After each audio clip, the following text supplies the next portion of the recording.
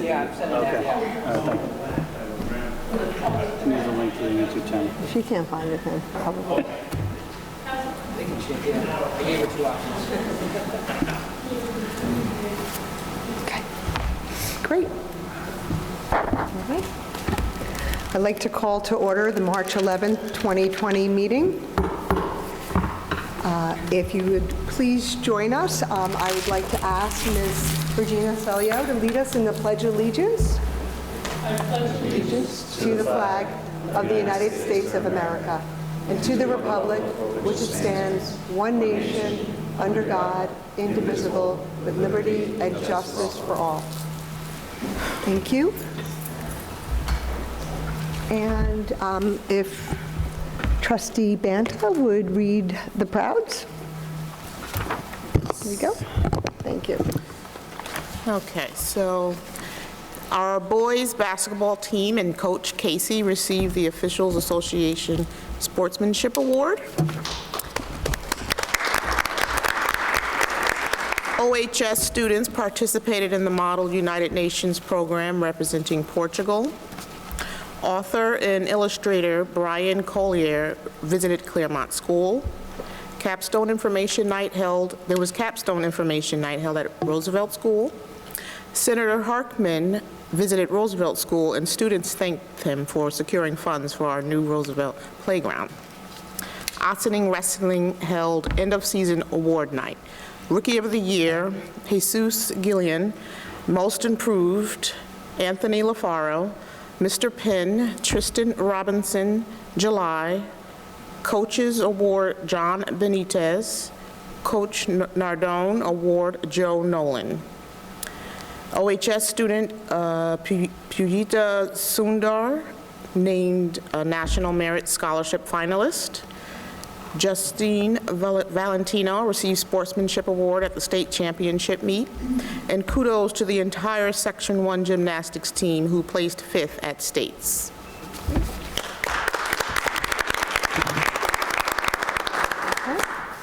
I'd like to take a motion to move up Resolution 7.1.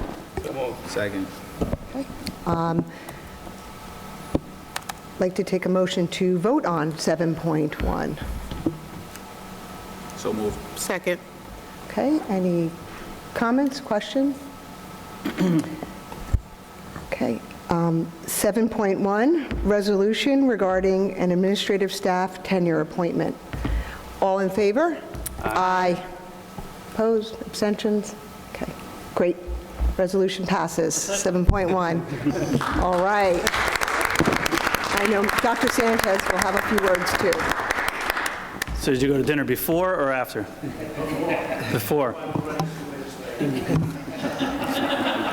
2 minutes is like 3 hours for the Hancocks. So first of all, I just want to say hi to all the family and friends and that are here to celebrate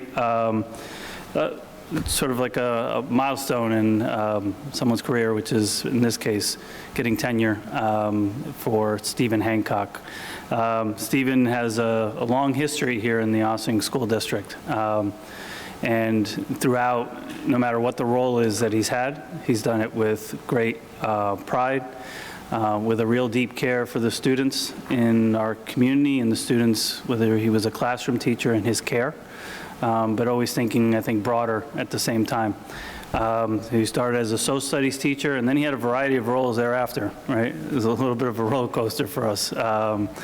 And, you know, from literacy, and then eventually became, we saw real leadership qualities that he had already exhibited and thought, you know, let's go through that process. So I nominated him for the FSLA program, which is a Future School Leadership Academy. It's what I'll term as an exclusive group because you cannot participate unless you've been nominated or recommended by the superintendent of schools. And that was an easy choice for me. And I know that at the time, Ms. Celio was nudging me as well, saying he's the one, and that didn't take a lot of nudging. That was very easy. And in there, I actually taught Stephen as well in that program. So he's a great student too, beyond just a great leader. Thereafter, he became an assistant principal at the middle school for a short period of time. and then Roosevelt principal for a short period of time. And now we're very, very proud to have him as our Ossining High School principal, and in a short period of time has been there to support not only our staff, our students, but our entire community. Being principal is not an easy task to begin with. Being principal of a high school is like running a district, very honestly. Just the nuances of just what our students need, just the involvement that our students are participating in across, no matter the competition. So it's ongoing and 7 days a week, quite honestly, because there are things happening every single day that schools might be closed, but our students are participating in something. So it's not uncommon to get a text from Stephen saying, this is what's happening, or let's problem solve something. I have a lot of admiration for Stephen as a leader, and I think all of us can attest to that. He's admired by the leadership team, and I know staff around and the students as continues to truthfully grow into the role of high school principal, because we're always growing, quite honestly. And I just look forward to his leadership here at Ossining High School and in district for many, many years. So to the family, I know you're proud, right? I can give you the mic. You can say a few words if you'd like. But I think we've said enough. Yeah. Please join me once again in congratulating Stephen Hancock.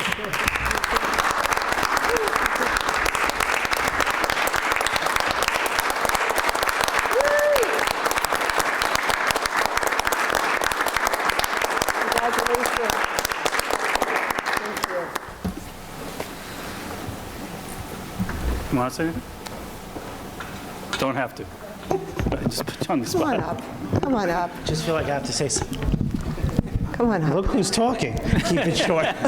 No, I just want to say thank you. I mean, the board, the school district has supported me since I started my teaching career, and I couldn't think of a better place to be than Ossining. Ossining is basically my second home, my second family, and I'm so thankful for the experiences I've been given, because it has been a roller coaster, but it's really because of you that has believed in me in order to do the role and the work that I'm doing. I mean, the fact that one of our trustees is a former student of mine when I first started here in the district 12 years ago, is a proud moment for me, but also just the fact that I'm able to stand here today as a proud principal of Ossining High School. And, as a little bit embarrassing as it was to have my family come in, they are the rock behind my success since I was born, as well as my wife, who deals with me on a daily basis, coming home after a stressful day here. So I have a large support system behind me, and they're really the inspiration of why I feel it's so important that our students have a support system behind them, because I'm very lucky to have the people behind me, and I'm very thankful that you've entrusted me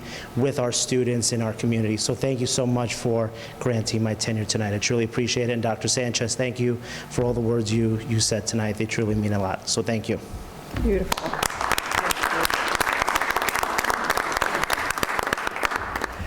Great. So let's give the family an opportunity to eat. Regina? Or The entire family, entire? both immediate and extended. Enjoy. Congrats.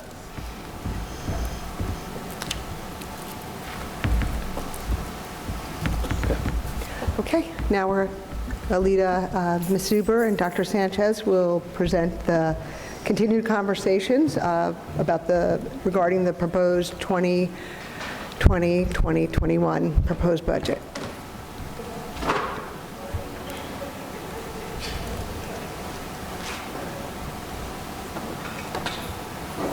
Sorry.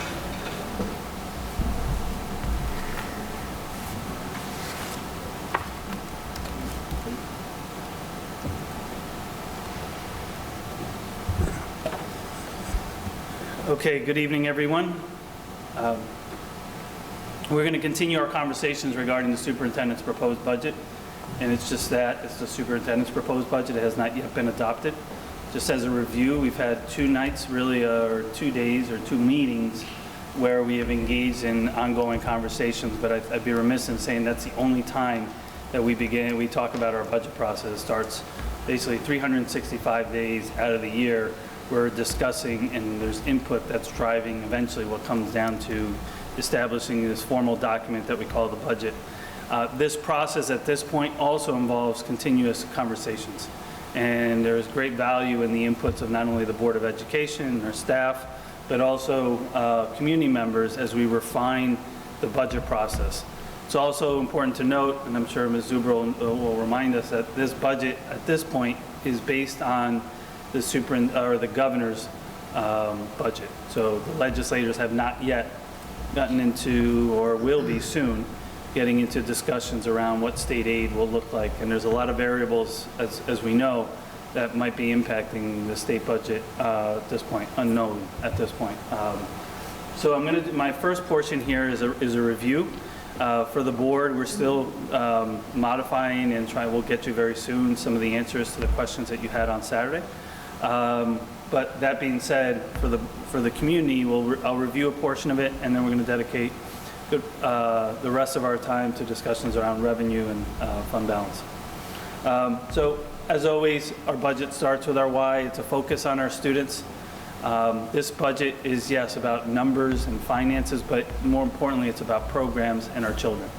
And these, in essence, the budget itself provides us the resources we need to support the various programs that we have and the staffing that we need to support our children.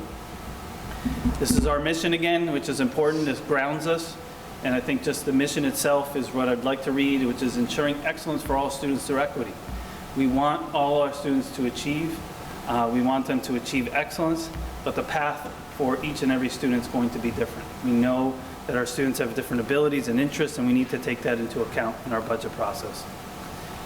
This reminds us of some of our prouds, and I've shared it every time I've done this presentation, that there are a list of prouds, and we can spend a whole night highlighting some of the very real highlights of our instructional programs across our district. You can read such items as our early childhood program, our unrelenting commitment to bilingual education, our science programs, our athletics, our focus on equity and access for rigorous courses, best community for music education, our social emotional work that we're doing across the district, and our systems of partnerships that we've really continued to evolve and grow. These are some of the priorities that we set forth for this year: ensuring that we support the needs of all students, addressing class size, pre-K through 12, supporting our systems that will allow for continuous professional development, expanding extended learning opportunities, and more to come on that, addressing facility needs, both programmatic, maintenance, and space as a focus on that, supporting social emotional needs, and our 3-year plan, and always, and not necessarily the least, is creating a fiscally responsible budget at the same time. This gives you a sense of our enrollment across the district. The far right is where we are related to projections. And in the area of facilities, some of the things that we'll be focusing on at this point, and still continuous conversations, is 2 classrooms at Brookside School to address some space needs there. That was modified based on our demographers report. The facilities in the capital line remain steady. There's no increase to it this year. So all of these are budget to budget neutral. Maintenance and safety priorities: HVAC down at the weight room, the elevator here at Ossining High School, unit ventilators, gym windows. One of the areas that we're looking at is space here, renovating the space here at Ossining High School for a variety of reasons: for space, program, and just student needs.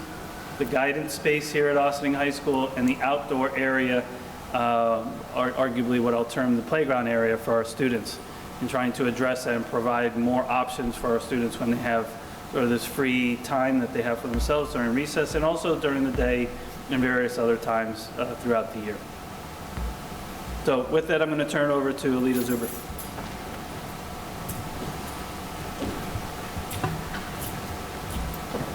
Ultimately, we want to engage in a conversation with the board related to revenue and fund balance.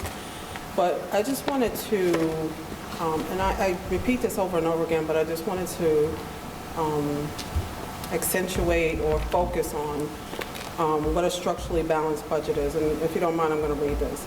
This is from the Government Finance Officers Association. And basically what they say is that the GFOA recommends that governments adopt rigorous policies for all operating funds aimed at achieving and maintaining a structurally balanced budget. The policies should include parameters for achieving and maintaining structural balance where recurring revenues are equal to recurring expenditures in the adopted budget. So that has a lot to do with funding the budget when it's in a deficit with non-recurring expenditures like fund balance and reserves. If reserves are maintained at their desired levels, it is an indication that the organization is maintaining a structurally balanced budget. If reserves are declining, it may indicate an imbalance in the budget, e.g., if reserves are being used to fund ongoing expenditures. So the New York State Comptroller, Thomas DiNapoli, said himself, based on his guidance for school districts, that we should start the fiscal year with sound conservative estimates of revenues and expenditures, enact a structurally balanced budget that limits the use of one-shot non-recurring revenues except to fund non-recurring or capital expenditures, keep an adequate, unrestricted fund balance available to manage risks and help avoid year-end deficits. Adopting an explicit fund balance policy and budgeting to maintain these reserves not only buffers your finances against unforeseen risk, it also provides a cushion throughout the fiscal year that can help smooth out cash flow troughs. So there was a school district that shall remain nameless that relied on fund balance to balance their budget. And these are just some of the headlines. And I blacked out the name of the school district. Most people know what who the school district is. But the school district decided to stay under their cap, significantly under their tax cap, and they used reserves to fund its budget gap. They also, as a result of using their reserves, they were downgraded by Moody's, who does the bond rating, is a company that does the bond rating, from a AA1 to a AA2. And they faced the $8 million shortfall. So some of the things that people said is that for years, the school district has faced structural gaps and uses savings to plug the hole, despite warnings like bond rating downgrades from Moody's. It came to a head this year as the district is facing at least $2.6 million in unexpected cost overruns, largely in special education and healthcare costs, and with little left of the reserve funding to pay for it. The board president at the time said, in retrospect, we should not have budgeted tightly as we did last year, and we should have sought the full allowable tax levy. The district would still be facing a gap, but it would not have been as extensive. The other thing that Moody's Investor Services warned in 2014 was that the school district's use of reserves from the unassigned fund balance could negatively affect the AA1 bond rating used to determine interest rates when the district borrows money. The next year, Moody's downgraded the district's rating to AA2, primarily because reserves were continually used to balance the budget.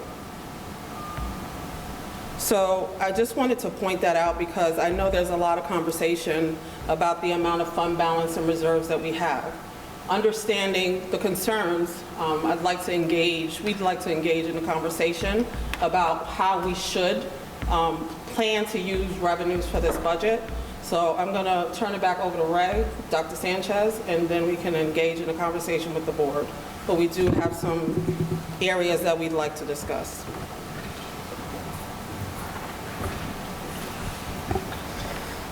So I'd be remiss just before we close, just as that even the conversations tonight, and it's going to be continuous. We've added some board meetings so that we can continually engage in dialogue around the budget and the budget process.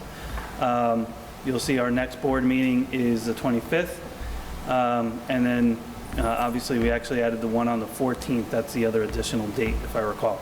And then clearly we want to remind everyone that the budget vote is on May 19th. And obviously the Board of Election is also on the same night as well, and the library vote is taking place that day too, so it's important to note that as well, important date for our community. And then we're going to pause there to just obviously give thank you, but we wanted to really kind of engage in a discussion. Alita's will be here to kind of facilitate some of that with us, and then, ideas and thoughts that come from the board and from the community, we'll go back and we'll keep coming back and refining until we know for sure where we are, and keep into account, obviously, we all collectively want what's best for, obviously our students, but our community as well. Thank you. Okay. So Open it. if I could just Sure. start, I know the board has reactions to speak on. So I wanted to take a look at and address some of the concerns related to our tax levy, our proposed tax levy increase. As you know, the tax cap is 1.51%, and what we presented in our previous slides or budget presentations was that we were increasing the tax levy by 1.51%. So listening to everyone's input, including our community members, we would like to propose two scenarios related to the tax levy, any potential increases in state aid, and appropriated fund balance. So in scenario one, instead of increasing the tax levy to 1.51, we propose that we consider limiting it to 1%. So if we assume a state aid increase of $500,000, we don't know what the number is going to be yet, then we can definitely do that because $500,000 represents 0.5% on the levy. And then still use the same amount of appropriated fund balance of $2.5 billion. The other alternative is still keeping the 1%, but assuming that we don't get any additional state aid increase because of what's going on in the economy right now. It's very questionable about how much additional increase in state aid that we're going to receive. So we're proposing to keep as an alternative, to keep the appropriated fund balance at 2.5 still, but reducing the budget by $500,000, assuming a 0% state aid increase and a tax levy increase of 1%. So those are the two options that Ray and Dr. Sanchez and I discussed. And now the conversation related to reserves, I think, is a little premature because we have to see what the fund balance is going to be at the end of the school year. So we can talk about how we're going to, and I have some plans around that as well that I can share with the board, but I'd like to focus our attention tonight on where we want to see the tax levy be and how we want to make assumptions related to state aid. So I'm going to turn it back over to Dr. Sanchez, and he can open it up to the board. Well, that's really just wanted to start dialoguing with the board, see what the thoughts are. Obviously, this has been a topic that I want to give the board credit. This is something that started much earlier on in terms of discussions in the summer months. And really, it's just a broader conversation of just the finances around it. We're not asking to make a decision. I know there's others in, Mr. Whitlinger's here and, Ms. Sniffin's here, and feedback from everyone's going to be important. So we'll take it, we'll come back, we'll keep modifying. That's, you saw that. There's a lot of dates for us to finally make a decision. So your input is important along the way. Obviously, eventually we have to get a budget adopted, but, and there's variables that we need to know. So we're just we're giving you a recommendation, but certainly, get some feedback from you as well. So firstly, thank you, and I really appreciate your work on that, and I appreciate your willingness to continue these open discussions. I had a couple questions myself. One had to do with the tax cert fund being at $17.9 million. So I crunched those numbers that you sent us, and again, thank you for your prompt response on that. And over the course of 10 years, on average, we've only spent $862,000 out of the fund on average each year, and yet we still have $17.9 million in there. When you take out one outlier year, 2012-2013, which was a $3 million tax cert payment, the average payment actually is only $615,000 a year. So I was wondering if the board could discuss that $1.548 million shortfall that we have. If we were to take that out of the tax cert, it would still leave us with $16.3 million in that fund, which, if you take the historical data from the last 10 years, would put us in a healthy situation until at least 2040, assuming the same numbers. And we obviously wouldn't follow this every year. Some years more money would go into the tax cert, some years some would come in, some would come out rather. So I thought maybe one plan would be to take the money out of there, offer a 0% tax increase, and still have a healthy $16.3 million in that tax cert fund. I don't know if you guys want me to respond or you want to have a conversation first. I think it's best to just have a conversation and get feedback. Sure. And then one more thing I wanted to ask is if we could have a discussion on what the sales tax, the increased sales tax revenue we're going to get, how that's going to be spent, specifically because it was deemed a Property Taxpayer Protection Act by the county, with the understanding that that money would be used to relieve property taxpayers from any extra burden. I believe that's already been taken into account to this number that we're seeing, the original budget number, which is tax levies at 1.5. So 100% of that sales tax It's already revenue? into, like, in the revenue projections that Alita shared earlier on. Got That it. was taken into account. So one could argue that that's been very beneficial in supporting, you know, the reduction in taxes and still maintaining programs at the same time. And then state aid, we touched on, so thank you again for that. So I guess my main questions or main discussion points, at least for me, would be around the tax cert fund and how we want to continue to approach that, obviously without draining our balances, but with taking the historical data into consideration as to how much we're going to keep in there and how much we spend on average a year, as well as working with Fernando from the tax assessor's office to see what his projections are for the next 4 to 5 years in payments. Because to me, 17.9 million seems like a lot. I wouldn't want that number to go under 10, 11, 12 million. But I think for this year, if you take that, you can plug that gap without hurting our taxpayers and without hurting our fund balance.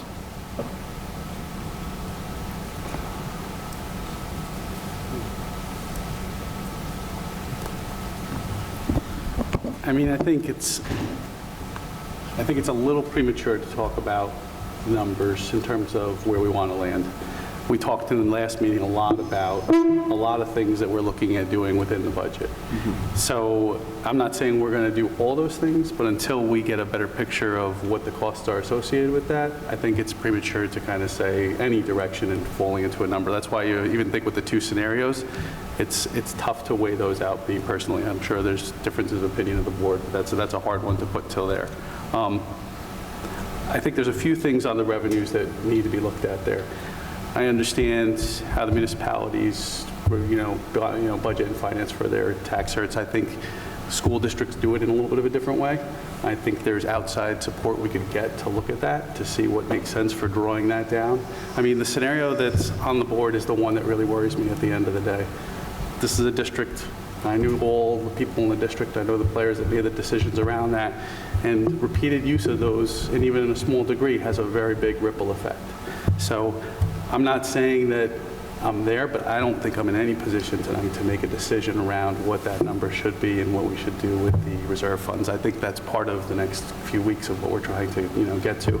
But I will also say, I think as far as the reserves go, we need to be cautious and we need to make sure that we're basically getting good advice from a lot of different perspectives. We certainly heard the community, we've heard from board members, we've heard from Ms. Zuber. I prefer in this instance as well to look to outside help on that. Absolutely. No, I didn't want to make a decision tonight, per se. I just wanted to bring the discussion up. Sure. And since you've served a long time on this board, I wanted to hear your perspective as well as to when historically that discussion takes place, because you said, it's kind of premature. Does that usually come after the governor's budget is finalized, or? No, I mean, premature in the sense of we still haven't even gone through the items that we're looking to do within the budget, like at the Saturday meeting. I mean, I know there was a lot talked about in that meeting.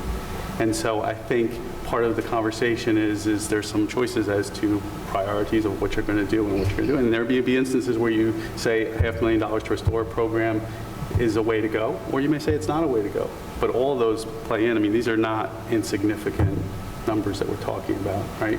And the piece that really concerns me is doing something structurally imbalanced. Like, you can do anything for a year, but like I fought twice now for programs that we had in the district for 10 years that we were basically going to lose. And over a period of time, we knew the revenue funding wasn't there, the recurring funds weren't there, and we got down to the end, and it's just the end. And now you're in a position of losing that program for people. And pre-K is probably the biggest example. we basically were at the position of not offering pre-K at all. We couldn't tell people, and it wasn't until August, we're rolling furniture in and we're having people come in to basically tell people that they can have their kids in school that fall. So I'm just cautious about it. I certainly understand the point of the funding level of where it's at and what our plans are, and what we need to do to perhaps balance that. I want to make sure that while 17 is high, I don't know that 12 is the right number either, and I know we're all kind of coming up with these scenarios. That's why I think it's important for us to really get good counsel on this.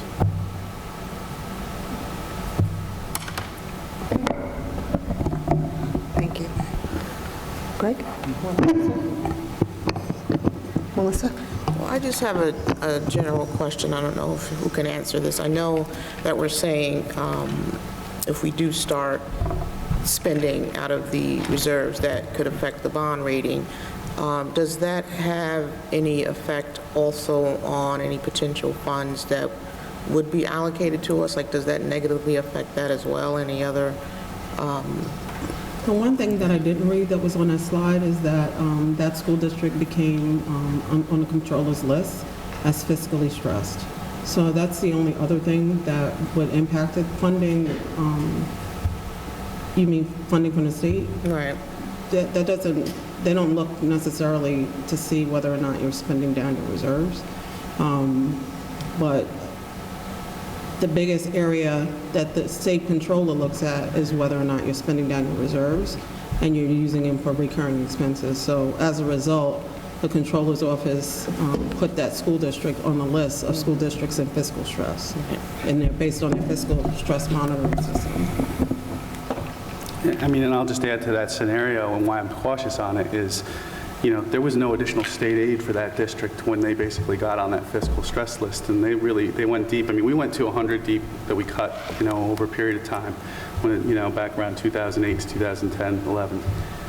That district got faced with that in 1 year after basically going into the reserves there, and the state knew about it, and they had spent down their reserves, and there was no additional help at that point. So I think it's a gamble. Just because you're on that fiscally stressed list doesn't mean that you're going to have someone come in and backfill that funding for you. It's a very risky game to play.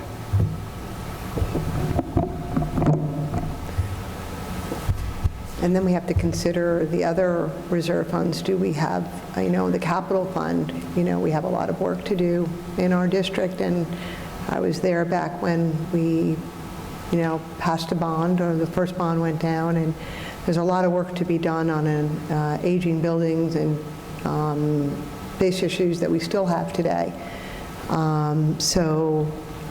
Consideration in that, we need to talk about that and where we are for the capital reserve as well.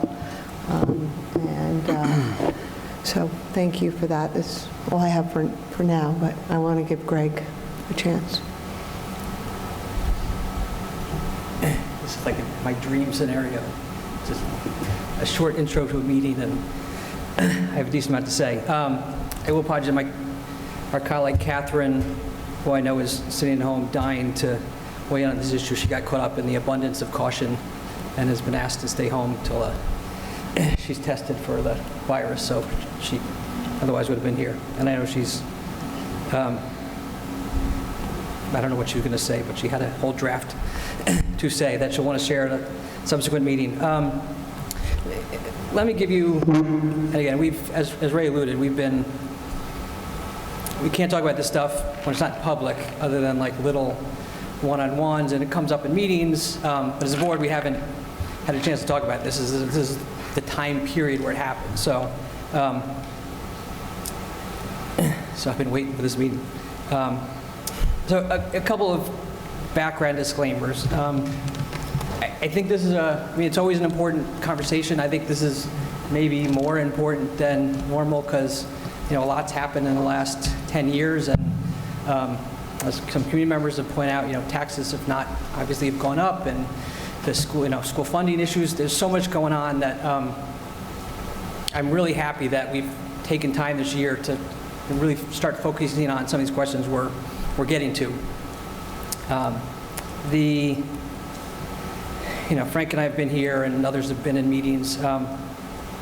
So much has happened in the last 10 years, 9 years, that has warranted really conservative planning, starting with, we added 1,000 students and just didn't know when that was going to level out. So we didn't, we were planning as if it might go forever. And obviously it could still go up, could still go down, but that, that was going on. Tax cap was new, uncharted territory, and districts like the one up, didn't have enough experience to know the do's and don'ts of, if I use too much reserve, I'm going to hit a cliff. If I levy too much, I'm not going to get voter approval. Like all these things that it's still relatively new, but, so we've learned some, but not a lot. 2008 wasn't that long ago and may be happening this week in the stock market, but, was a real eye-opener for schools of funding can dry up quickly. Like you think you're on autopilot and then all of a sudden, boom, the funding that you thought you're getting is gone. And then obviously the foundation aid conversation we've had is very relevant to all this. So, I think we've had these conversations that I think we've had a few more people in the audience this year, more conversations about things like reserves. I would say isn't a surprise. Like it's all been stuff we've been talking about, and every year we approve, like putting money into different buckets, and we've talked, the levy every year, and tax search was a pretty big conversation last year about what the number should be. And not that we were necessarily in the empty room, but we were in a pretty empty room. So nothing is a surprise, and I'll go back. I thank Alita and Ray. In this case, I'm going to thank Alita more than Ray. Just to give Ray a hard time. You've done so much work in your guidance of keeping us back to don't spend non-recurring revenues on recurring expenses is such a sound principle that we got to stick to. I think everything we've done to date is, I don't have any questions. I think we as a board, and this is where we are, and this is why this is important, I think this is an important conversation, is our job as a board is to balance the tax, how much we take or ask for the taxpayers with what we need from the students. And as this evolves and we have a little more clarity on enrollment, and not that we have clarity on foundation aid, tax cap, we know a little bit more about the do's and don'ts. It's just good to keep this discussion going year to year to figure out, how do you, and what should the levy be, not just keep levying the max, but really think through, is there something else I could do? I spent a lot of time in the last couple months and developed a spreadsheet, which I've shown with the board and actually showed with a couple community members, that really helped me get the delicate balance of the recurring versus the non-recurring. I've said I happen to do road shows. But it really, got, I use the analogy of, we're like an ocean liner that if you try and turn too quickly, you're done. Like you have to, as an ocean liner, see that, out in the distance and see where you want to head. And if it's a different course, you got to get to that different course slowly.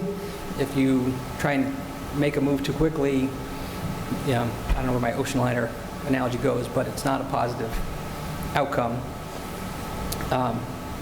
And I also, my last of my disclaimers before I get into some thoughts on our topic of the day, while this conversation has to happen in public, it's a really dangerous public conversation, because I know I've been on the board for 9 years, and I don't want to say like the first 60 years I didn't know what I was doing, but I'd say probably it was like year 7 before like a lot of these pieces like really crystallized for me. And none of us are a business official, and so it's easy to see something and say, oh, I think we should do X, and on the surface that might seem like a good idea, but you call a leader, you get down to the details, and it's like, oh, you got me again, like we shouldn't do that. Or an example to translate to my own world with the reserves is, you could look at how much we have in reserves and say, that's a lot of money. And I would equate it in my own, in personal finance to, if someone has a 401k of, $500,000 and they had a 529 plan with 40,000, and you said, I have 540,000 in my investment accounts, someone would say, you're set for college. But actually, you have 40,000 in that 529, you can't really use the 500,000 for college, like it's different purposes. So to say you have this much in reserves isn't an accurate, it's accurate in that that's how much is in our investment accounts, but each reserve has its own purpose, which we as a board need to understand and focus, and it doesn't mean every, there's reasons we put money in capital projects and reasons we put over time in tax certs. Doesn't mean we can't, shouldn't keep looking at how much is in there and should we change, but it's a dangerous conversation because someone at the surface could say, there's a lot of money there when it's all technically reserved, but it's different purpose reserve. So, what thoughts? I mean, where we go? I mean, I'm having looked at the numbers and not being a leader, I'm very optimistic that a number like 1% is doable. I know on the sales tax that, Aaron, you brought up, that's a 0.89 if my math is correct. The money we're projecting to get is like a levy of a 0.89%. So if we were to levy 1, it's as if we're levying 1.89 from different, obviously not the same source, but the same people in our community are paying that money. So this is the only year we can really say that, because next year we're not getting like additional sales tax. But for this year, if we had levied the 151, I would have said that's really like 2.3. So to me, I would suggest that we look at that 0.89 as if it's, we're levying that money. And as a school board, I don't think we really care whether it comes from which bucket it comes from. It'd be much better if it came from state aid than any of the other buckets, but we just want to know we're covering expenses. And so this year, I would suggest that 0.89 is, to me, unofficially part of the levy discussion, to where we take advantage of it. I guess where I struggle, and I hope we can talk today, is, we have our, what we call recurring expenses, which to me is, core staff, like our 112, whatever the number is, elementary school teachers. Like that, to me, that's core staff that when we talk about cliffs, like we don't ever want to get in a situation where we have to cut core staff because we don't have money. Like that's, to me, the worst case. And then we have non-recurring, which is hard to define, but I guess, could be your, so much of this, we're so bare bones that so much we have is recurring. But in terms of non-recurring, that's where, in theory and controller, everybody would say that's where you want to use your reserves. I think because I would say, we have, whether it's reserve money or just, because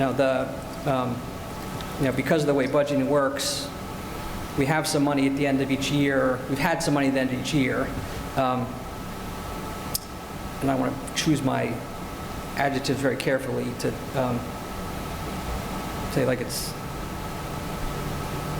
there's money at the end of each year that we talked about. I wish we could come up with a way to spend it, if it's available, on things that we could really use, but if they had to go away, could go away in a way that's not like we're cutting elementary school teachers. It's, it's summer school transportation. I think, looking at, I'm going to throw out a number like $500,000. I think there's some bucket of money that says, and we can figure out where it comes from, that there's money that we could use to fund transportation after school, summer, at a elementary school, after school, like whatever it is, a social worker, first steps, like there's things I think we could add that the alternative is we just don't have. So I'd like us to really think about whether, there's enough room, there's not a lot of room, but there's some room to add those things without having the conversation to add that, we have to, we can only do that if we stay at 151. I think there's enough here that we could do like a 1% levy and create, and again, I don't know what the number is, but some like meaningful, do things that, we've been talking about for years and we talked about on Saturday that we could do without having to cut something else or not. And if we can do it, I know you made the comment, which I appreciated, about like not wanting to do something if you can't maintain it. But I think there's some stuff we could do for 2 years, 3 years, 5 years, and hopefully forever. But if you had to lose your summer school transportation again, you could say, what, at least I had it for 3 years, or whatever it is. So I guess in terms of conversations, I would love to have that, get some thoughts on that. And see how realistic that is in our conversations. And then, I think whether it's, I guess real quickly on the tax certs. Last year, if not, a little more than a year ago, we talked about the tax certs and had the conversation, and I know you guys met with Fernando, and we changed how we did our estimates. We took $1 million out of the tax certs last year, and I think acknowledged that there's probably more there to use.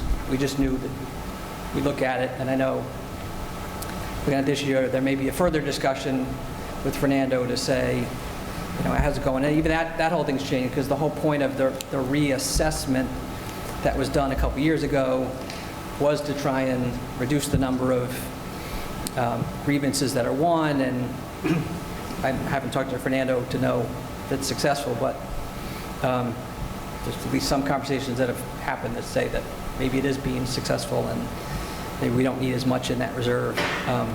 Which to me, you can get in, there's conversations about do you take money there and move it to capital projects so that we have more money in capital projects that then mean over the next 3 to 5 years as other costs go up, we can maybe reduce capital a little bit, which is a non-recurring, but if we have the money to cover it, then you give yourself flexibility. So I think that is where I am.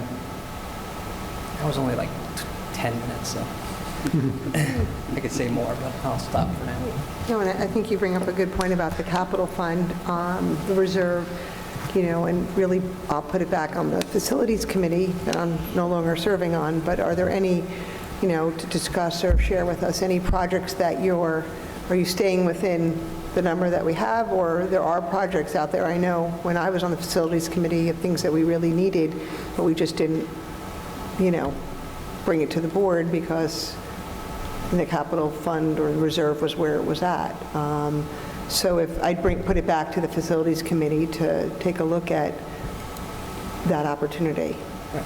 Well, I know, Rick, we've really focused more on this year at the moment, but I know we've tasked, Ray and Alita this year-ish.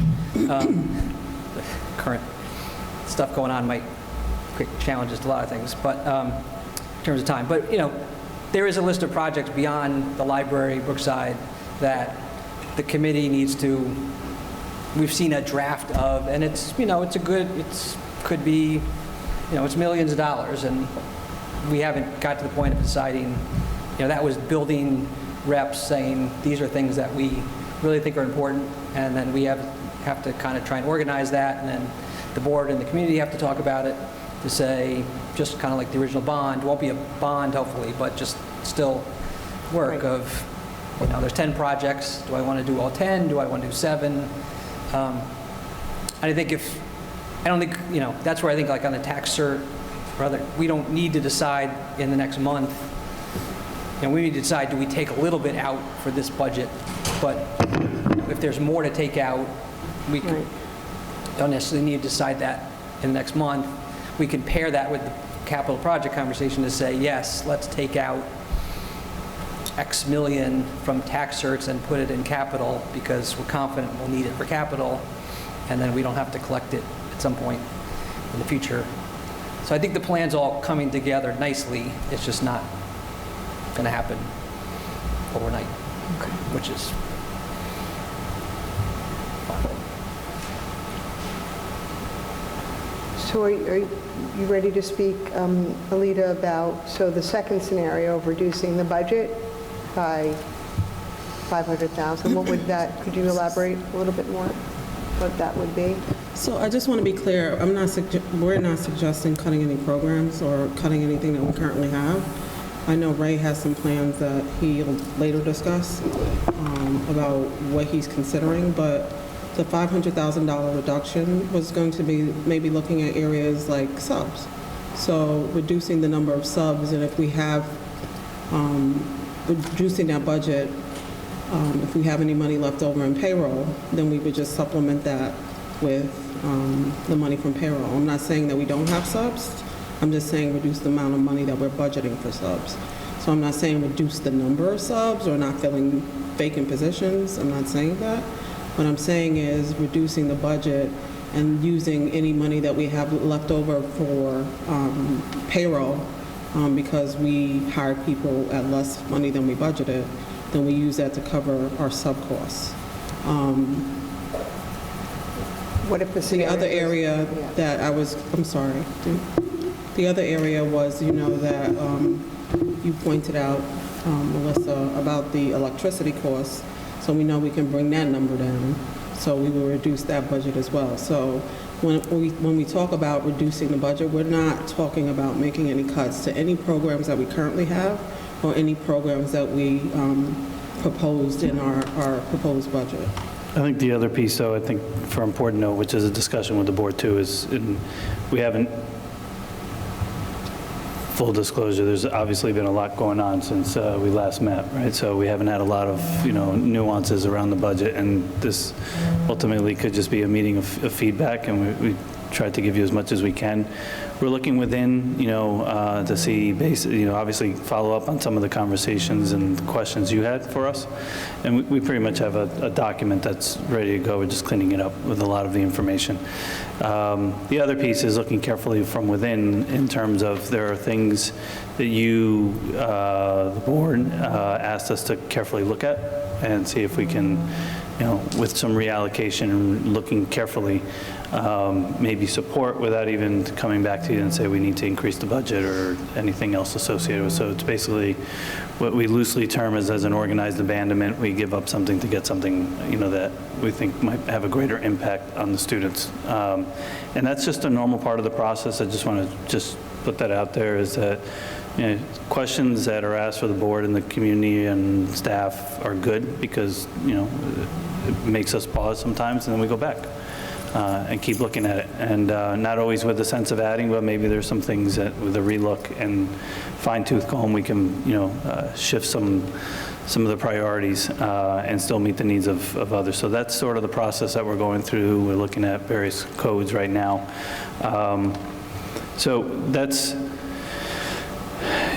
when Alita mentioned some codes, those are some of the areas we're looking at carefully, but we haven't necessarily come back to you with a set recommendation just yet. We're hopeful that we can, and can honor, by the next date, is really come out with you and say that these are the shifts and other things that we think we can support that are needs of the district, but not necessarily, staying within the cap. And where the cap lies and the tax levy lies is still obviously discussions to further, to continue having. And in response to some of the conversations we've had at the board level with the community, this was an opportunity just to begin the discussion.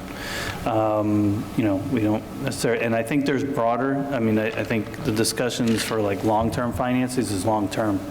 What I mean by that specifically is, I think we need to be very cautious in how we're going to do things for the future down the road. I think we should really, I would encourage us to do some pause and maybe, I think Frank mentioned some outside, a third party or, whether it's internally, to look at this carefully with all of us, so we can come up with a plan like everything else. What I caution us, and I'm not suggesting we do that, is sometimes the knee-jerk or just thinking we can do this could lead to, an immediate decision, make us feel good, but it may have long-term ramifications that aren't necessarily beneficial, i.e., and I think, the district noted there before, I'm going to take the sticker off, and it's fine, because it's public. Bedford's the district that did this. And they made a decision locally that was based on their values. I'm not, second guessing it, but there were implications as it relates to that decision. And I think they're still living through those. They haven't necessarily fully recovered from decisions that were made in the immediate, but the long term had some lingering effects. And we actually, I could say, we have colleagues here in district that could attest to what that meant for that community at that time. They ended up creating an $8 million shortfall that wasn't necessarily, if I believe, and that's monumental, right? $8 million is well, we can all imagine, right? That's, in my mind, really quickly off the top of my head, that's about 80 positions alone if we just did positions, and that's a rough estimate, quite honestly. So, you don't recover from that very quickly. It took us about 3 years. We had lost all our library media specialists in one full swoop for the elementary schools. And it took us practically 3 years to build it up, 4 years to get them back to where they needed to be and where we should never have been, quite honestly. But obviously, it's what we had to do at the time, put up against a wall. So I guess, just in general, just to help facilitate tonight, I would say feedback you have, it may not be a lot, Frank shared, all the board members have shared, and give Lisa an opportunity, and the feedback from the community. I'm confident Mr. Whitlinger has some comments, right? Yes, as figured. And then we can come back and, and continue to refine. Again, I think feel good about the timeline that we have, because I think we have plenty of discussion points, and we've modified. This was a night with other topics, and we made some modifications to the schedule so we can dedicate, a longer period of time to discuss. And anyway, I'll pause for a moment. Before I open it up, any more comments? And again, I don't know every Bedford detail, but, and like I said, I have, the spreadsheet I did, which was just my own little spreadsheet, but I get that if, staff costs go up too significantly on a recurring basis without revenues staying on the same path, you can quickly hit that 8 million, and you used reserves to offset expenses because you didn't want to levy as much, so you used reserves. You can feel good for a couple years, and then you're done. So I completely get that curve on staff costs, revenues. If you're out of sync on revenues, and I don't know what the right term is, but I'd say that core staff, teacher, everyday classroom, so and other staff. I just feel like every year in the last 5 or 6 we have money left over at the end of the year, which is the money that we've used to build up reserves over the last 4, 5, 6 years. That personally, I'm not suggesting at all that we go into reserves so that reserves start going down. Now, at some point, you got to ask the question, I have reserves, under what conditions would I use them? To me, I think the first question is, how do we, again, I think it's going to happen slowly, but get to where we're not continuing to add at the rate we're adding to the reserves without some path to get out, which is why, again, I don't know what to call it, so I'm going to call it sort of recurring, or funded as long as you can before you can't kind of expenses, like the stuff we go to Albany and say, we lost this transportation, we lost that stuff. It just seems again, I'm not going backwards, I'm going forwards. It seems like without, just knowing in June, we're going to come back and say we have X million that we didn't spend. I just want to try and think through, could we come up with instead of having, 4 million left over, could we make it 3.5 because we spent $500,000 on things that we sit here every year saying we really need? And we'd still be adding, I'm not saying let's try and map to the penny, because I know it's hard. It just feels like we have room to add some of this stuff and not be at risk of doing what Bedford did. Because again, at least I'm proposing, it's stuff that isn't, it's good, it's whatever, I don't know what to call it. It's good while you have it, and if you had to lose it, you'd be bummed that you lost it, but at least you had it for a while. And I'm not, and you're still going to keep maintaining the path of making sure you never hit the cliff with the 112 elementary school teachers, and you're not cutting guidance counselors, but there's stuff. But even there, like we talked last year a lot about social worker. I think we added 1 last year. Can't keep track. I don't know. I'm just saying you could even put some, a person like that in my sort of recurring bucket, knowing that at least I have them for some period of time. And it's hard for us as a board, because 4 years from now, when that person needs to go, we may not be here for that conversation. It just seems to me like there's an area that we could fill. Can I say something?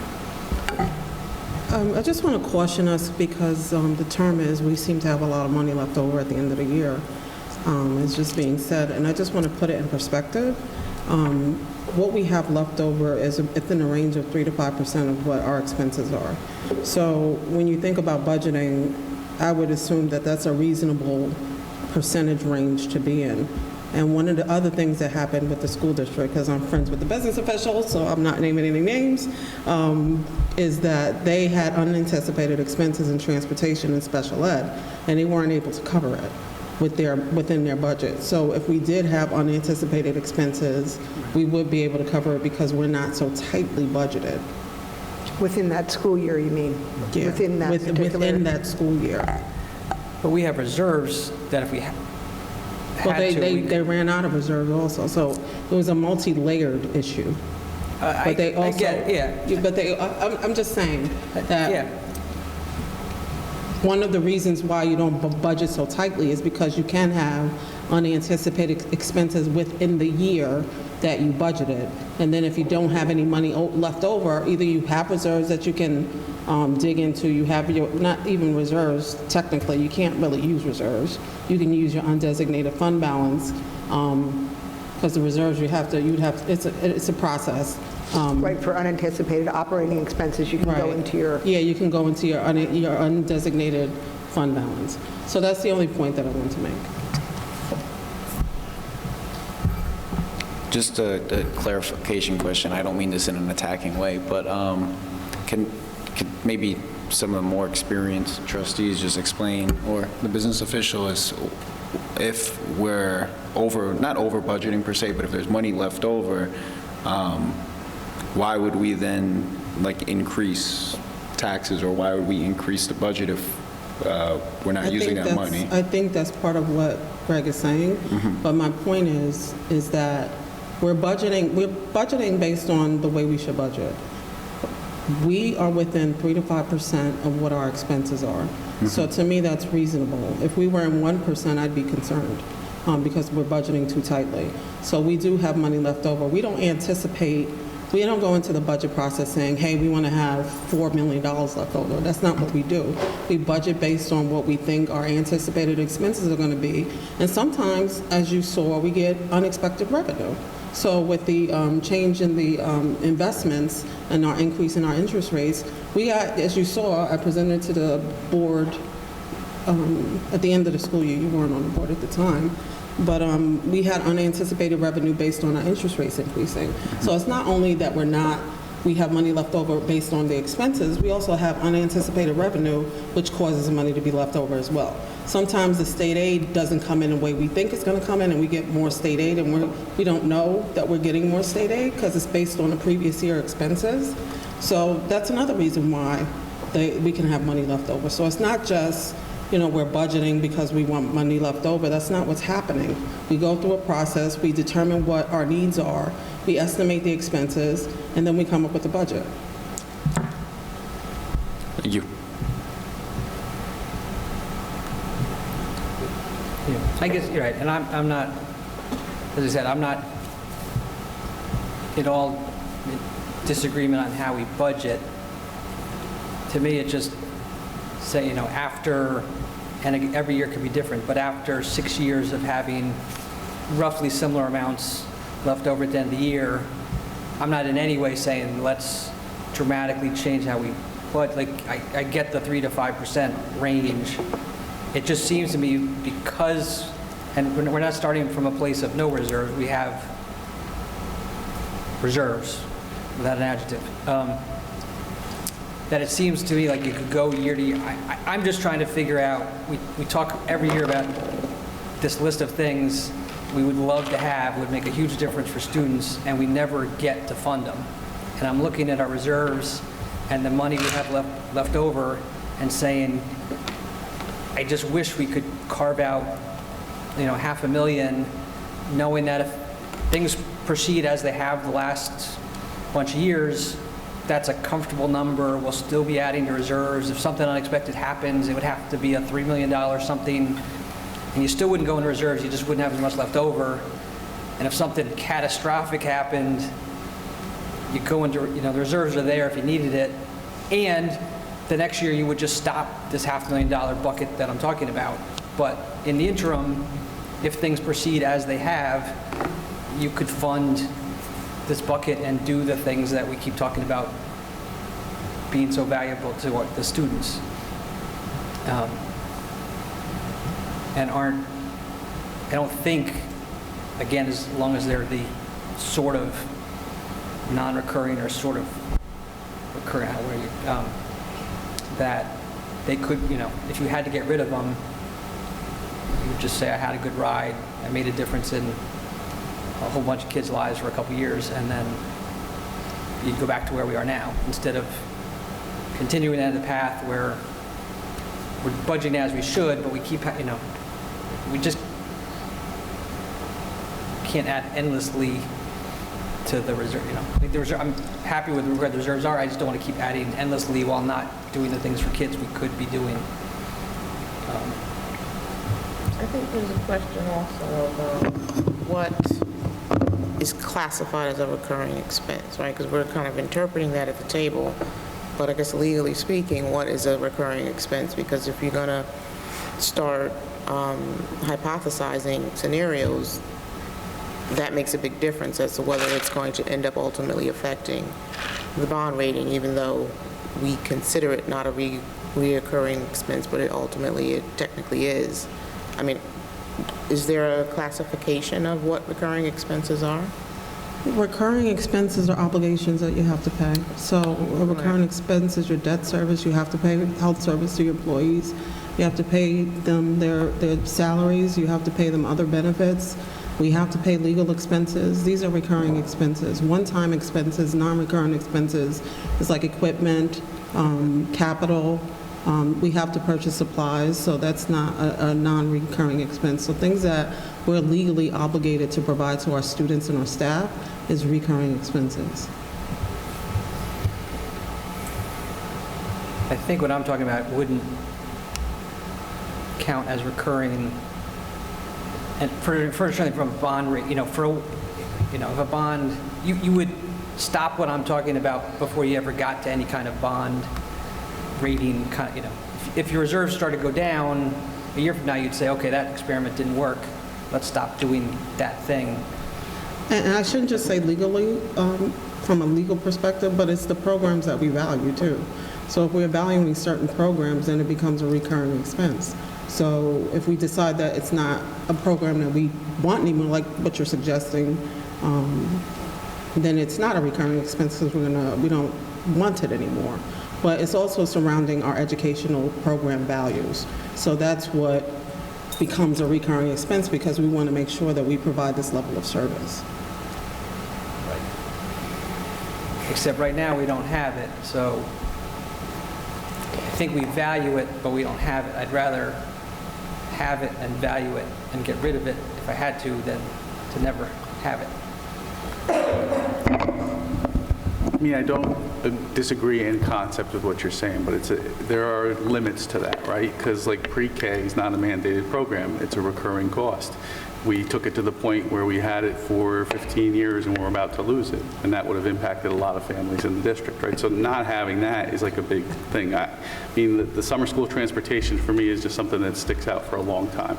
We've seen the attendance in summer school drop like a rock when we lost that. And, you know, research shows extended school year makes a huge difference for kids and outcomes, right? So to me, it's, you know, is that a reoccurring quality? Is that a nice to have, or is that we really should have? And I would say, like, and I've just looked at most of the districts in Westchester, most offer summer school transportation. So to me, that's not a nice to have, that's a recurring, and it should be in that case, but obviously we're not there now. Would I want to put some of those things in? You know, I get concerned about things that I can only do for a couple of years where we can give it for some kids and then basically it drops off afterwards. But, you know, am I amenable to talking about trying to work some things in that maybe have more than a 2 to 3 year run rate in front of them, and then go to fight for, I mean, that's been the fight for state aid, right? The fight for state aid has been because it's recurring funds every year. And that was one of the things early on we came to, right? Is that the value? It's not just the additional $1 million you get this year. I mean, the things we fought for 10 years ago, I mean, the pre-K now program, the money we got for that is probably in the neighborhood of $12, $14 million. And the additional aid, so those recurring funds are like so vital to the district. And I think the thing we all should feel good about is historically the amount of the budget that was funded by the levy versus state aid, you know, had been a long time ago, had been in the 75% range, and we had gotten to 88%, where 88% of the local spend was out of the district. And that number's back down towards the 70s, and that's from people fighting. That recurring revenue makes a huge difference, right? And that's separate from a lot of what we're talking about, but you know, it underscores that point for me, is like summer school transportation, and it's something that's where, if you get extra state aid funds, that would be a place I would look to put. We've gone too long and denied too many kids opportunities, and that's the part to me is like, yes, maybe an after-school program, because we had funds, federal funds that paid for them for 5 years, and then we lost them, and we found a way to bring them back. And it's really rough to have that rocky road for people when, you know, people want that, they want the same experience that maybe their oldest kid had, or maybe their neighbor's kid had, right? So that's the only part that cautions me, and I totally am with you in trying to find ways to get things that we know kids need. So we probably have differences in how deep we would go to do it.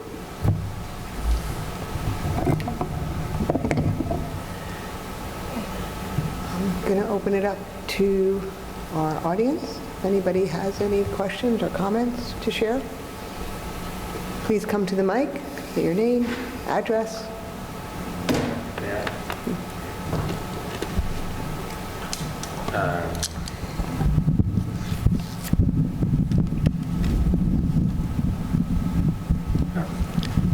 Dave Whitlinger, 207 Cedar Lane.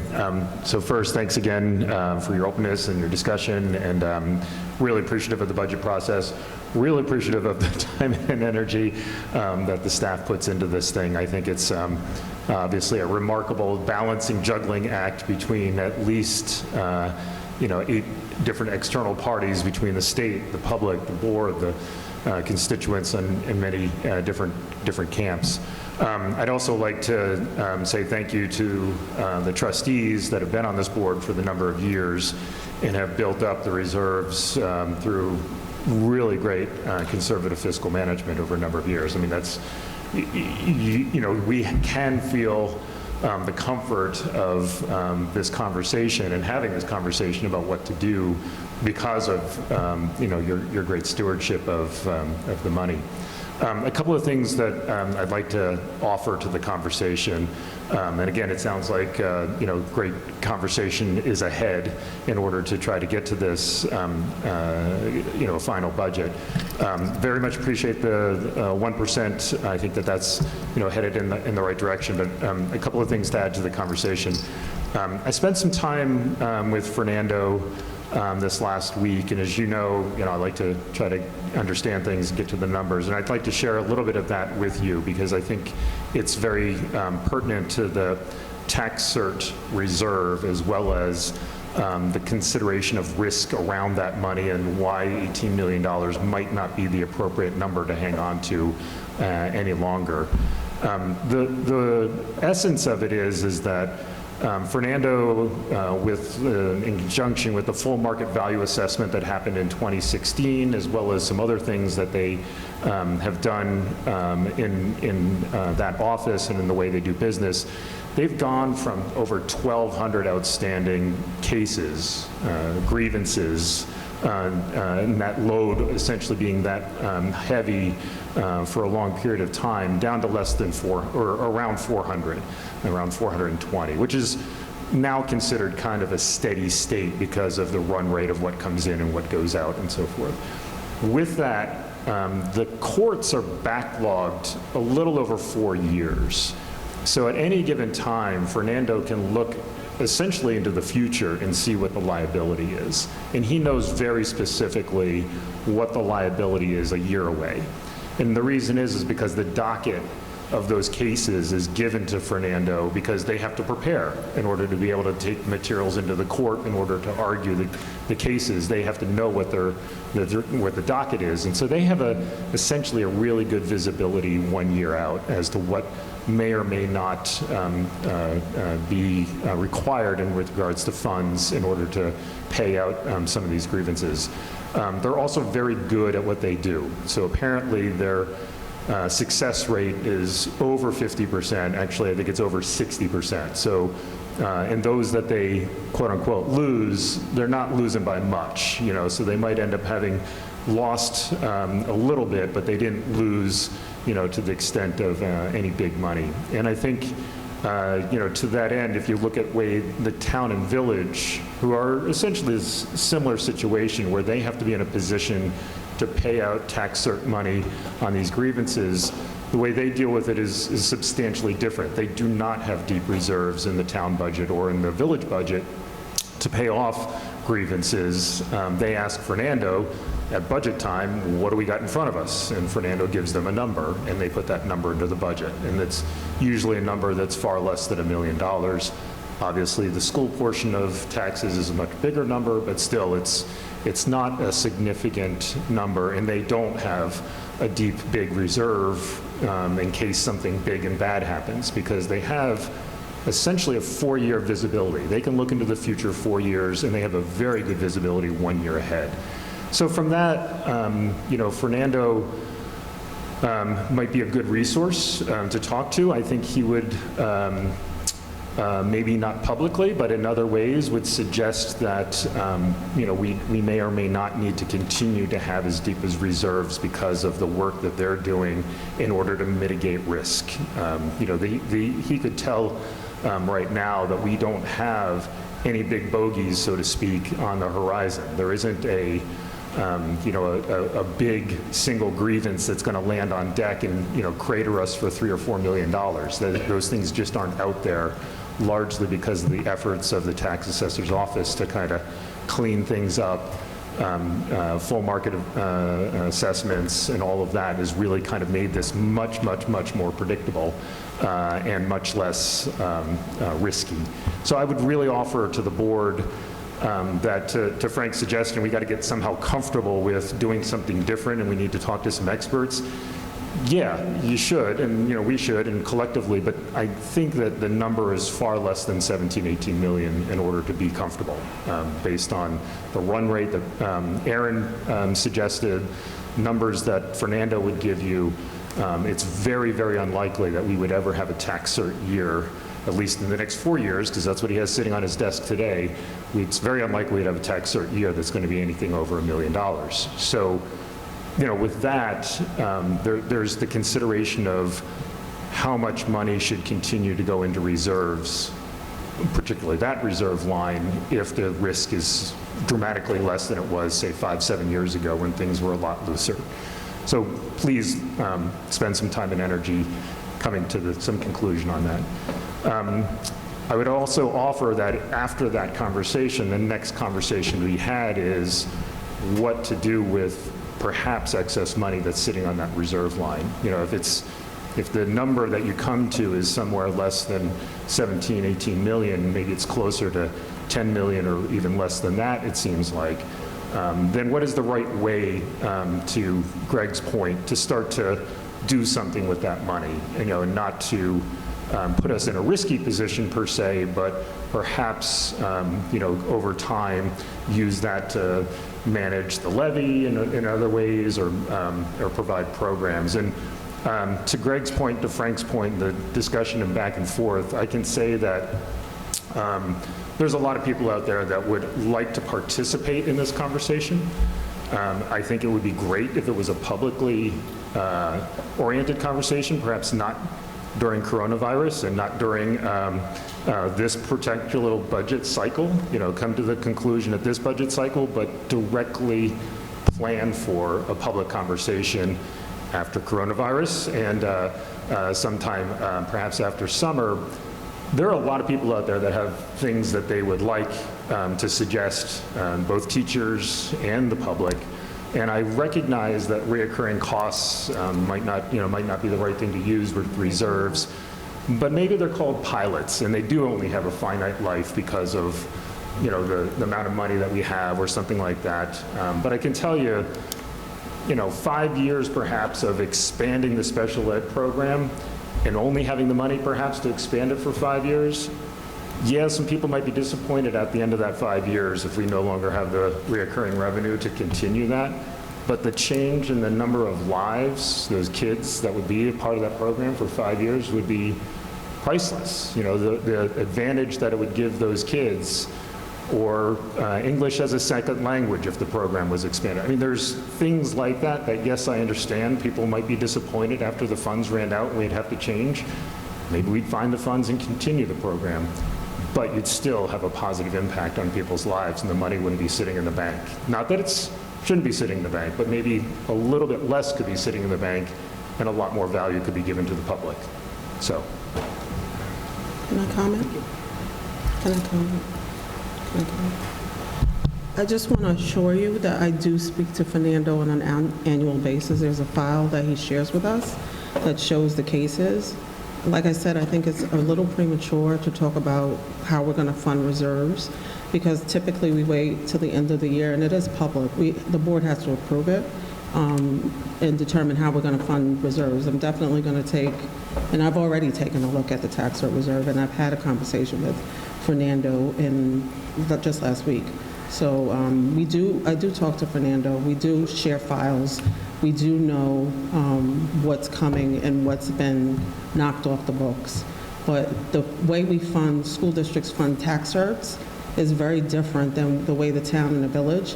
And as you said, our exposure is far greater than the town and the village, because most of the levy comes from the school district. Over 70% comes from the school district. So while they may have a $250,000 exposure, our exposure can be $750,000 based on $1 million. So I just want to put that out there. The other thing is the way we budget is that we try not to put tax certs into the budget to avoid any increases in the tax levy. We take our savings, and as you know, we put it in a reserve. And the way you fund reserves for a school district, you can only fund the year in which the exposure existed. So for this year, we anticipate about a $2 million exposure. We can only use money in this school year's budget, or we can reduce another year's budget and put it into this year's budget. But we can't next year go back and say we want to use money for this next year, the following year, to pay for a tax cert that occurred that was filed in the previous year. So it's very different the way school districts and villages and towns budget for their tax certs. I'm not even sure if it's permissible for them to have a tax cert. I'm not sure, but it is permissible for school districts to have tax certs, and it's best for us to budget, not to budget, put it in a budget, but put it in a reserves based on our savings. So if you want, we can sit down and talk about you know, the way we budget our tax reserve, our tax cert reserve, but I'm certainly not in a position to say what it should be at this very moment, but we will be in a better position at the end of the school year when we know exactly how much fund balance we have left over.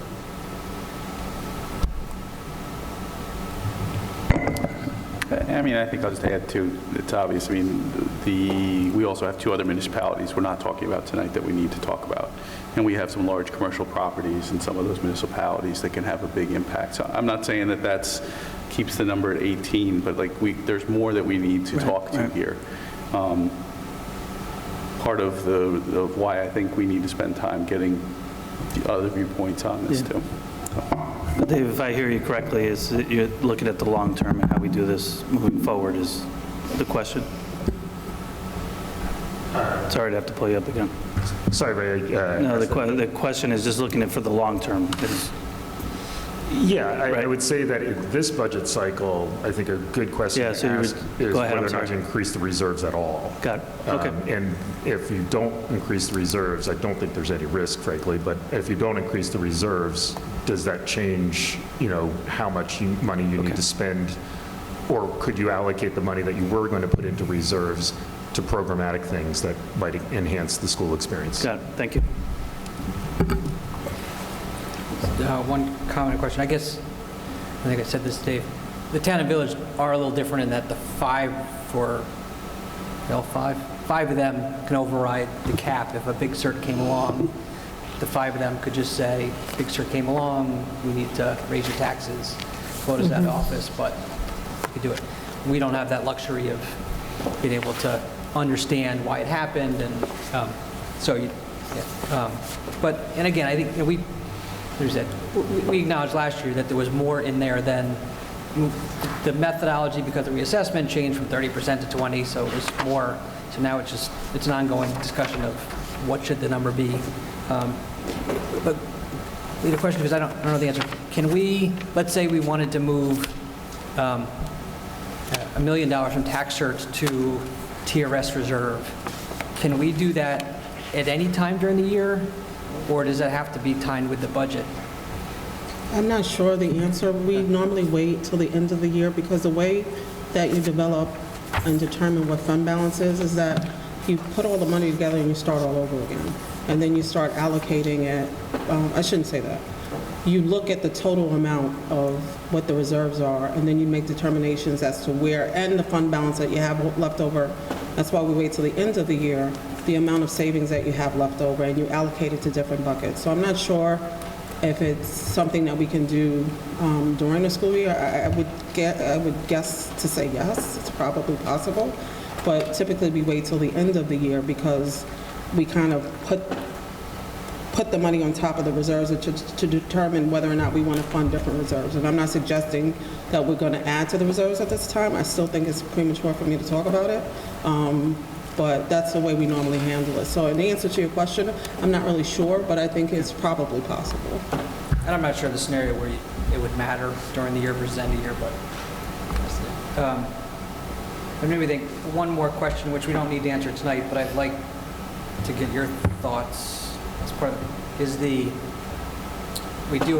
4% unallocated fund balance conversation, and how do we work towards keeping that closer to the 4 than the 6? I know we very consciously, in this past year and some other years, left it higher, but if we wanted to keep it closer to 4, what do we need to do that?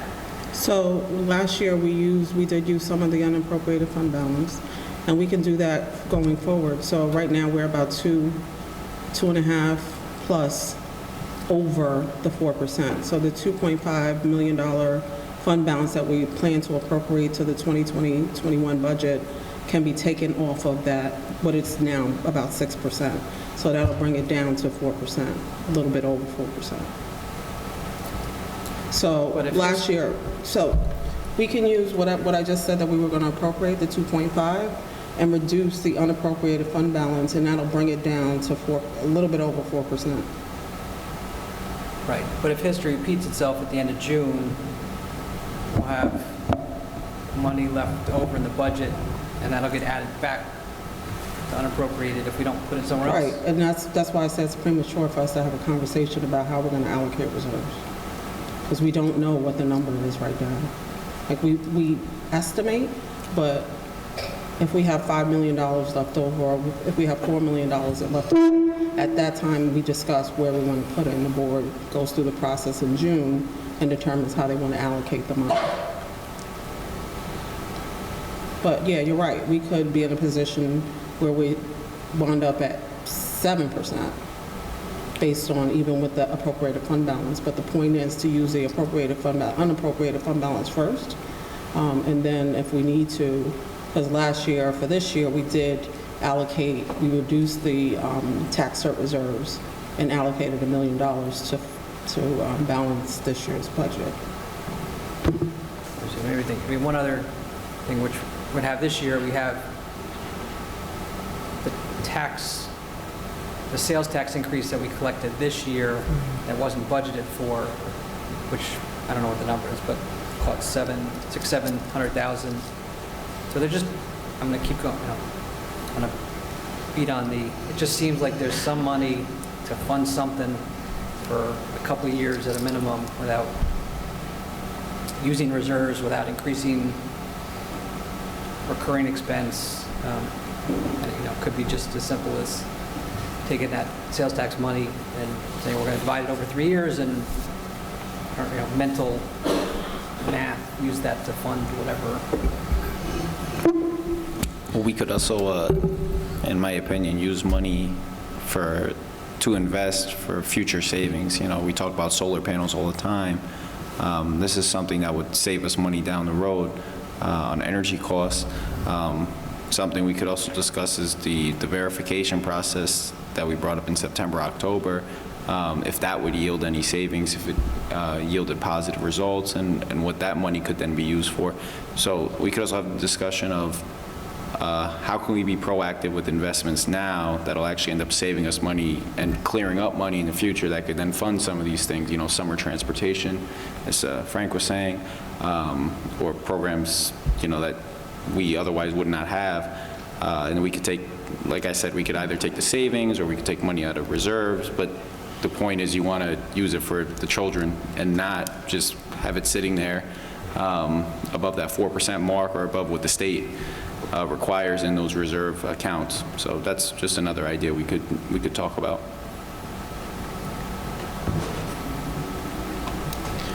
Delete if we find if we have extra money at the end of the year in June, we can't just spend it in July. Let's say there's an extra 500,000 and we didn't put it in this budget. We can't. So what's going to fall to fund balance? So is it possible to spend money that you did not budget for or forecast for? Yes, it's possible, but it's just going to fund, the money just falls to fund balance. So if we know that we may have money left over at it's taking a gamble, educated gamble or risk, but if we know that we have, say, $4 million remaining each year, like you said, and we decide that in the middle of the year, because I've done a projection for fund balance, and we say that, okay, we want to spend $100,000 on transportation, is that possible? I can say yes or no. So that could be a conversation that we could have.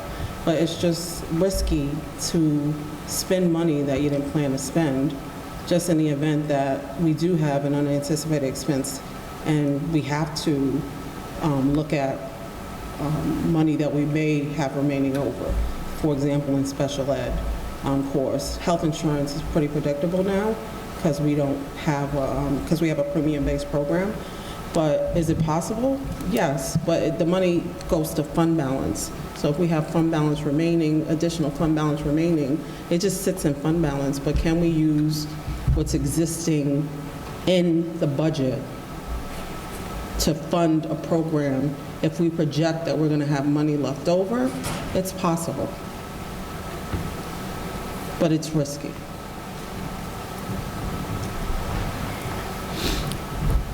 Sounds like the meetings in June, we should probably put, we've always put time on the meetings for it, but I would say the first meeting in June, we probably should load up the agenda with more of that kind of conversation so that we have a sense of, there was a lot of years where we didn't come in because we didn't have the additional revenues and we weren't, above the 4%. So I think we should have a better picture of that in the beginning of June, and we should try to make some decisions early in that month versus late in the month.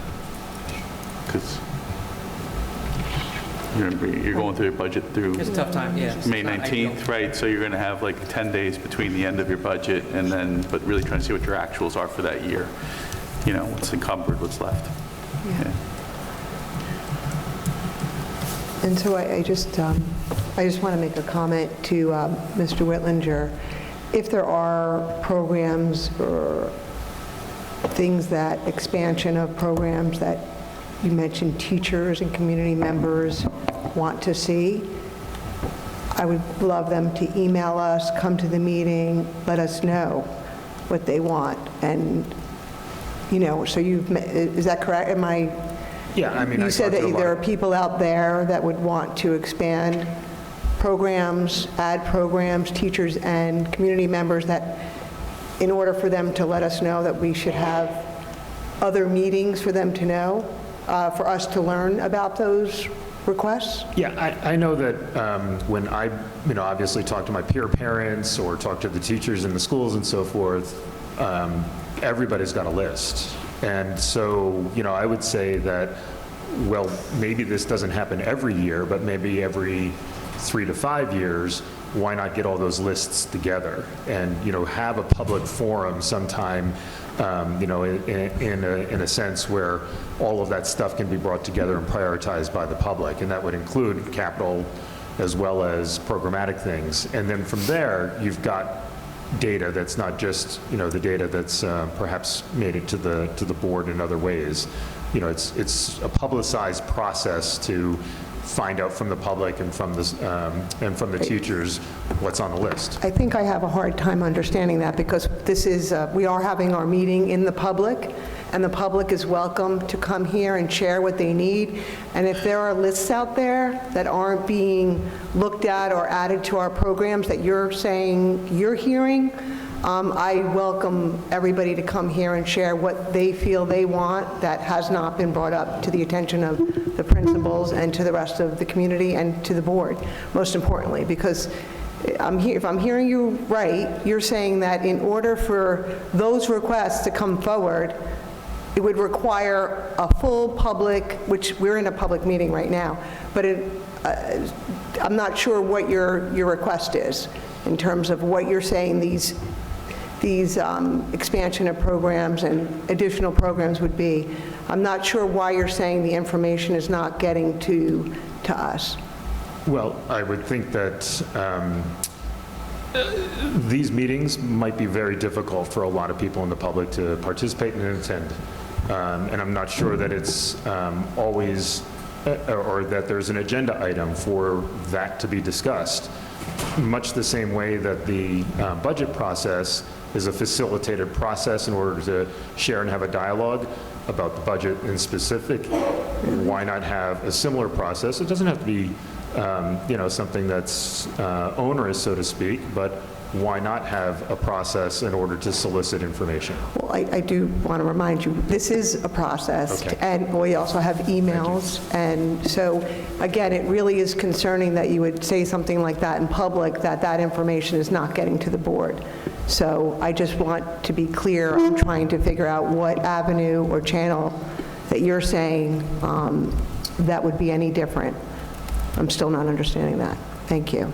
I guess, two quick comments. One, just a reminder, as Ray highlights, starting in September, the buildings put together a list, and I'm pretty sure a lot of these people who are at Brookside are talking to the Brookside principal, and at Roosevelt are talking to the Roosevelt principal, they're talking to their teacher, who's talking to the principal, and I'm not going to say everything on that list gets there, but that's like how the whole thing comes together, isn't us compiling the list, it's people who are on the ground with the kids in the programs coming up to say, hey, we think we need this at this school, and we think we need this at that school, and then that whole crew gets together and consolidate into, they balance those priorities. So I think some of that happens. Some of it, I've said this before, and this is just my own personal board opinion, is, and I'll use my sister as an example, when people like on the sideline get in a conversation with me and they say something like in passing, I'll tell them, if you think that's important, email the board, because the board will react like that. I know if they won't even send an email, I'm not going to dismiss what they're saying, but I'm going to say, like, if it's that important to you, you couldn't even send an email. So I don't know if it's you, but Greg, it's beyond community members. You mentioned educators, teachers are talking about things that they don't feel are getting to the board. Yes. And you think that, and you're saying that a different type of a meeting would bring teachers to the public to bring out their requests. So can I just clarify one thing? Because I think it's important for the community to know, and for the board as well, and we have some teachers here present, that there's clearly always opportunities to open it up and have even more conversations, right? We can just always do that, but it doesn't mean that these are, I think it's fair to say that these aren't public meetings. These are conversations and opportunities, number one. Two, we do speak to our staff. I think it's fair to say, and correct me if I'm wrong, if there's any error in my statements here. I present to every staff. I go to them, I speak to them, I work with the Teachers Association.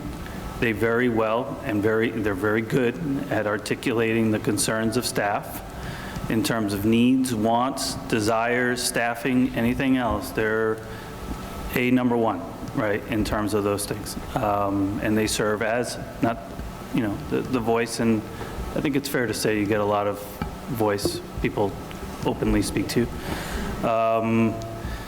And I think the other part, and so we go out and talk to them. I spend and Alita does too, we go through our budget process. This is still that budget process. There's things that we might hear from staff. I was just at Brookside School, I was at the middle school, and we may have done another one.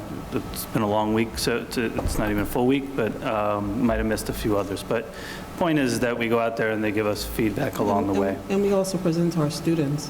Yeah, when we present their students give us feedback. Actually, I have a superintendent's advisory, and they've told me very clearly some of the things that they want. So I just want to, is there always room for improvement in any process? There is. We're in that always continuous improvement model of our work. We're going to reflect on our budget process this year and say next year we'll do it a little differently. But I do want, because maybe that's not what gets back to you and to other community members, is that there are opportunities for staff voice, albeit not everyone can make every meeting, and I think that's always going to be the case, quite honestly. Yep, so yeah, it's a good point. We have representatives from the district, from teachers that come and meet with us for a good half every other week, or every other month, I should say. And then building reps and other things. There's a lot of structure, and and we don't necessarily stop at the teachers. Every voice matters. We present to our teaching assistants, our civil service employees, and everyone else to hopefully get their voice and perspective. And I think we all need to acknowledge, and that's why we've gotten live stream, is that everyone can make the meetings, right? Life is, very challenging for all of us. There's a lot of complexities to it, but this is built on a lot of voice, and and even when we've had times where we really we've had to cut. You may have been in the settings. We've had some really large audiences to really seek feedbacks and gain values associated with. So that part I think is important for all of us to remember, is that we dedicate the time to make sure that our staff knows what we're budgeting, and potentially if there's any edits along the way. I have some staff members says, could you do this? And there was a special ed question, and a good portion of our budget, those ads, come in the realm of special education. So it was good that we were there to help articulate caseloads of OT and PT that's being addressed in this budget that came up in the process. So it was good to confirm for them if they hadn't heard before, and those came from individuals. I can tell you right now, high school guidance counselors, respectfully, they do outstanding work. that they have clearly articulated, what they felt was a real need. We couldn't do it immediately, but we're here now. This year we can do it. Last year we couldn't do, prior year we couldn't, and the board always kept bringing it up. Can we do it? And we just at those points, the finances didn't work. So we're in a position to do that. And that, obviously, we can look and crunch the numbers, but that comes a lot from what staff are experiencing and what they're thinking is best, along with the administrators and students and everyone else. So where I just felt it was really important to just articulate those structures, because those are opportunities that may not be getting back to you. Right, and it's unfortunate, to be honest with you, that some staff members, and, I don't want to make a blanket statement because I think it's unfair, like some are coming to you and making those statements and not coming to us, and I hope that staff know that we have, that there's a relationship enough to feel candid and be open to the dialogue about any challenges that we're facing along the way. And if you don't feel comfortable saying it directly to the superintendent, again, if a strong union that and I don't mean that from like a against. It's they very well articulate text everything, things that are happening and how people are feeling and things that people want to be addressed. So I'll just pause there. Do you want to say anything? You need a little help with that? Can you try at least to do it that way? Because it'd be really interesting at this point. Maria Carlson. I am a third grade teacher. I am also the first vice president of the Teachers Association. I am also the chairperson for the Instructional Council. So yes, we do have multiple avenues where we are in communication with the district, with Ray, Carrie Ann, and Brian about the budget. So I'm just want to be sure that information is out there, that staff members are coming to us. We meet monthly as an executive board with Ray's cabinet. We meet every other month as instructional council, where we strictly talk about instructional needs that are going on in the district. And we as a union are also in conversation with them as far as the budget. Again, Vanessa will probably be here at the next meeting. Obviously, every year we are behind the budget, we support it. We also run the student vote, and we are in the process of planning that right now to get that up and running that. Great. Thank you. Thank you. I think it can't hurt. I'm sorry. Just one thing I'd like to add too is, one of the things that we've really worked on is surveying the students, the teachers, and the parents in the community. And I would say in those comments that have come back, and that can be done in an anonymous fashion, you may hear about the issue that one person has that they want to see in a program and others, and there's trends and themes that come out of those comments. And so, that'll be things when we talk about in the summer when we meet as a board and we've reviewed the survey data. We've heard things about world languages at younger ages. We've heard, lots of different, this is where the what asks. I mean, we usually put questions into the surveys that are, what is the district not doing that you would like to do? Is see happen in that? So I think we certainly have made efforts to do that. I think the question before us tonight is should there be something intentional of like an oblast or something that goes out? I mean, I think we do a lot of it, but with something we could reflect on to say, what are your asks of the district, and and what would you want to see have happen, and probably do it in a way that gives people the ability to put their voice forward, regardless of their affiliations and however they want to do it. But there is a lot of information that does come into us that we do take into consideration. Yeah. And just to jump on that too, I think the anonymity, I can't even say that word. Yeah, is key sometimes because while people might not be afraid of blowback per se or how their ideas are being perceived, sometimes that anonymous option lets you really speak, your mind and say your true intentions, and that can go a long way if you don't feel like people who disagree with you are going to come back and attack you for that view or for your suggestion. So having that option is very important to me. I also think at some point maybe we should discuss when the public speaks at our meeting. I understand that this is a meeting held in public and we have to get through the business of the board. But I have had a few people that say they won't come out to a meeting because they don't want to speak at 10:30 at night on a Wednesday, and I get it. But at the same time, I do understand our business of the board has to come first. It is a meeting in public, so that's just something I think we should discuss at Right, but later we point. brought that up already, and I think it's really important to say that there are meetings like the PTA Cafe and a variety of different meetings that are happening beyond this meeting where their organizations are going there, and people do come out and they do ask us. And, you know, and I've said this just about every time we talk about the budget, we are nowhere near where we were a decade ago in terms of services and things that we've done for our kids. And I think that we've always been trying to rebuild and rebuild with the taxpayer in mind. And I would have to say we never did everything we wanted to, and we know that we need in terms of capital improvement in this school district. We know that already. And in terms of programs too, I just think that what I take exception with is to say that there are this list of things that are just not being listened to or heard. So I'd love to know that, just similar to a conversation you brought up a month ago about 1,000 people behind one of your comments. So I want to pause and be really careful because I'm really concerned about generalizations and misinformation that I know gets out there on social media. And so I think credibility is really important. So I'm really concerned about that, me as a board member. So. Are you addressing me directly, Lisa? Yes, I am. Okay. So I know that. So go ahead.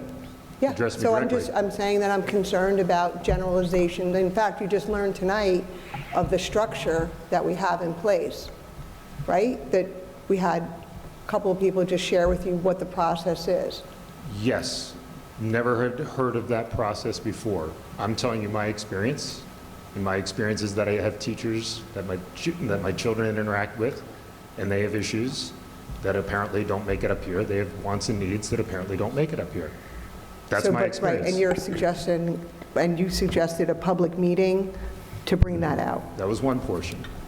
A lot of parents talk to, they don't have the ability to come to these meetings, or they might not feel comfortable coming to a public forum like this. They have issues. They'd love to be able to discuss those issues, maybe suggest things. All I suggested was, let's have a public forum. Why not? What does that hurt in order to get more information? Right, so I'm just, again, sharing as I shared with Trustee Spring, that we do have those forums with our variety of different organizations, right? Like the PTA, I mean, that should be packed, those forums. I understand, Lisa. I can tell you that I don't know about those forums, and I know that the people that I'm interacting with don't know about those forums where they could be giving that information. Maybe there's an opportunity for an improvement. Something that I think we just need to probably reflect as a board, and certainly we have times or retreats to do it. How are we reaching people, and if we're hearing the gaps? I mean, like I said, we surveyed everybody, we get information in, maybe people don't see that in the same way. So I just think it's good information, and let's look to it as we go forward. Okay. Was there something else you wanted to address with me? Nope, that's it. Done. Melissa? No, because I'm hearing two things here. There's the public, and then there's the anonymity that people are seeking too. So I think those are two different things. But I think we do need to discuss maybe how to streamline, because there's lots of different avenues out there for people to get information. There's climate surveys that go to students and parents, and there's different councils. I have a daughter that sat on the superintendent student council. We read in the Prouds that Roosevelt just got a playground. If I'm not mistaken, the students were pulled into that process and gave input in that. I think there's a lot of different ways that we're engaging with the school community and the broader community. And maybe perhaps it's just a way of trying to make sure everyone's aware of those different avenues that are available. There's the, different organizations that, Ray goes out to and speaks, whether it's during the budget season or just think topics that they're interested in and want to discuss as parent advocates. And so the opportunities are there. So I think that's the theme here, is just to make sure that the public is aware that they exist and how to access them. There's definitely no lack of access to the board or to the superintendent in terms of voicing opinions. And as far as I, can tell from everything that's gone into, to making sure that everybody's voice is heard, even to our youngest, students, so. Thank you. Any other audience comments? Okay. I'm going to take, we're going to move, is that it? Yeah, so, Anybody else? I mean, I think it's important to note that, I'm sorry? I'm just curious what our next step on this conversation is. Yeah, so I don't necessarily know right now. I'm just being honest with you. I think we'll come back. I'll talk to Alita and others, but I think all these are inputs. And certainly on the 26th, we'll come back. I think maybe we'll formalize. I mean, we want to come back to you, number one, with responses to some of the things that you asked us to look at, and this being inclusive in that process of, and have a potentially a little bit of a longer presentation around all those topics. And by then, hopefully, we even got a clearer picture of what, we won't know the final number, but hopefully we can start kind of going through scenarios at the same time of the what-ifs, but we'll give you that and present that to you at that time. Seems fair. Yeah. I think great. We won't know state aid, so we can't finalize scenario 1, 2, 3, whatever.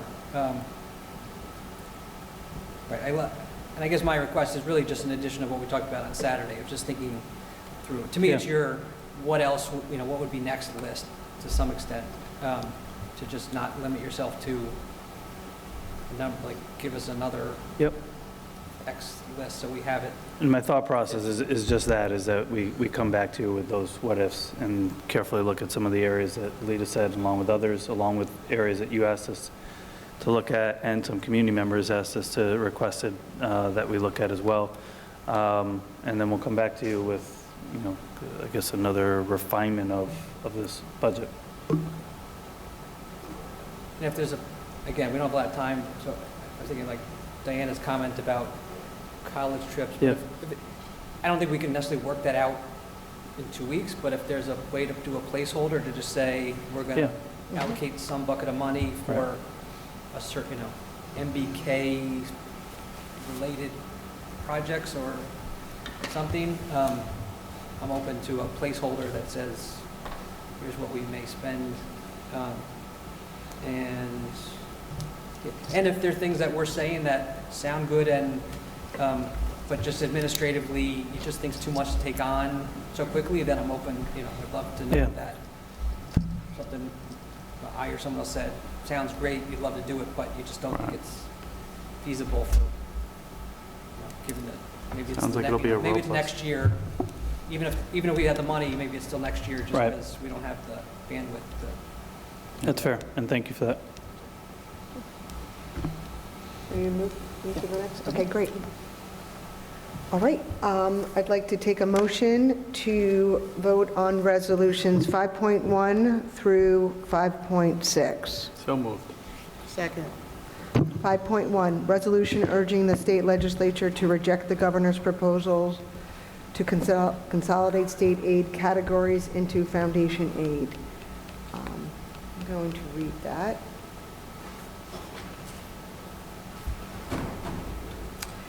Okay, whereas state aid in all forms comprises approximately 19% of the revenue of the Ossining Union Free School District, and whereas the governor has proposed in the executive budget the consolidation of BOCES aid and other expense-based and categorical aid, for example, instructional materials aid, special services aid, high tax aid, excess cost aid, academic enhancement aid, into the foundation aid, which could lead to a significant reduction or even the elimination of BOCES aid and other affected aids. And whereas the governor has proposed a cap on the annual increase in transportation aid at 3% when it is estimated that the cost of transportation will increase an average of 7% per year.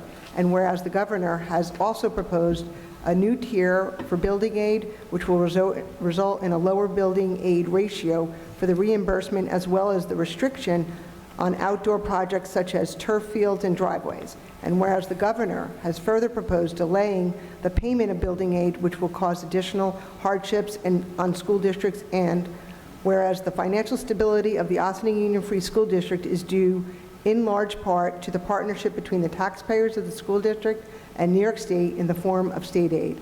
And therefore, be it resolved that the Ossining Union Free School District School Board of Education strongly urges the state legislature to reject the governor's proposals to consolidate state aid categories into foundation aid, and be it further resolved that the Board of Education directs the district clerk to transmit a copy of this resolution to Governor Cuomo, state senators Peter Hawcom and David Carlucci, assemblypersons David Buchwald and Sandra Galiff, state senator, temporary president, and majority leader Andrea Stewart-Cousins, and Assembly Speaker Carl Heastie, Senate Education Committee Chair Shelley Mayer, and Assembly Education Chair Michael Benedetto. 5.2, resolution calling for the notice of the annual budget hearing and annual district election. 5.3, resolution to approve a memorandum of agreement with Mercy College. 5.4, resolution to approve an agreement with Manhattanville College. 5.5, resolution to approve policy 5100, student attendance, comprehensive attendance as a first reading.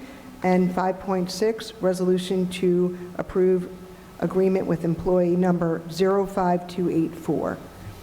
Any discussion? Okay, all in favor? Aye. Opposed? Abstentions? Okay. Take a motion to vote on resolution 6.1 and 6.2. So moved. Second. 6.1, resolution to revise item 6.1 on the October 16, 2019 board agenda. 6.2, resolution regarding acceptance of donation from the OSS Early Childhood PTA Arts in Education. We really appreciate the donation from the Early Education PTA for arts and education. That's my comment there, and really makes all the difference. Any other comments or questions? All in favor? Aye. Aye. Opposed? Abstentions? I take a motion to vote on resolution 7.2 through 7.13. So moved. Second. 7.2, resolution regarding creation of support staff positions. 7.3, resolution regarding professional staff resignations. 7.4, resolution regarding civil service staff resignations. 7.5, resolution regarding support staff resignations. 7.6, resolution regarding bus attendant resignations. 7.7, resolution regarding professional staff appointments. 7.8, resolution regarding support staff appointments. 7.9, resolution regarding professional staff appointments before and after school programs. 7.10, resolution regarding support staff appointments for before and after school programs. 7.11, resolution regarding APPR, Annual Professional Performance Review Accountability. Resolution 7.12, resolution regarding per diem substitute appointments. 7.13, resolutions regarding approval of school volunteers. I'd like to thank all of our school volunteers. Makes all the difference as well. Any comments or questions? All in favor? Aye. Aye. Opposed? Abstentions? Okay. Audience recognition is our next item. If anybody has any comments, other things they want to bring up, please feel free to come to the mic. Okay? And next, I'm moving into more board dialogue. So open it up. Anybody have anything they want to share? This is, Against my will, I will go. Okay. For a couple minutes. So Lisa and I had a meeting yesterday or the day before, sometime this week, on the topic of water.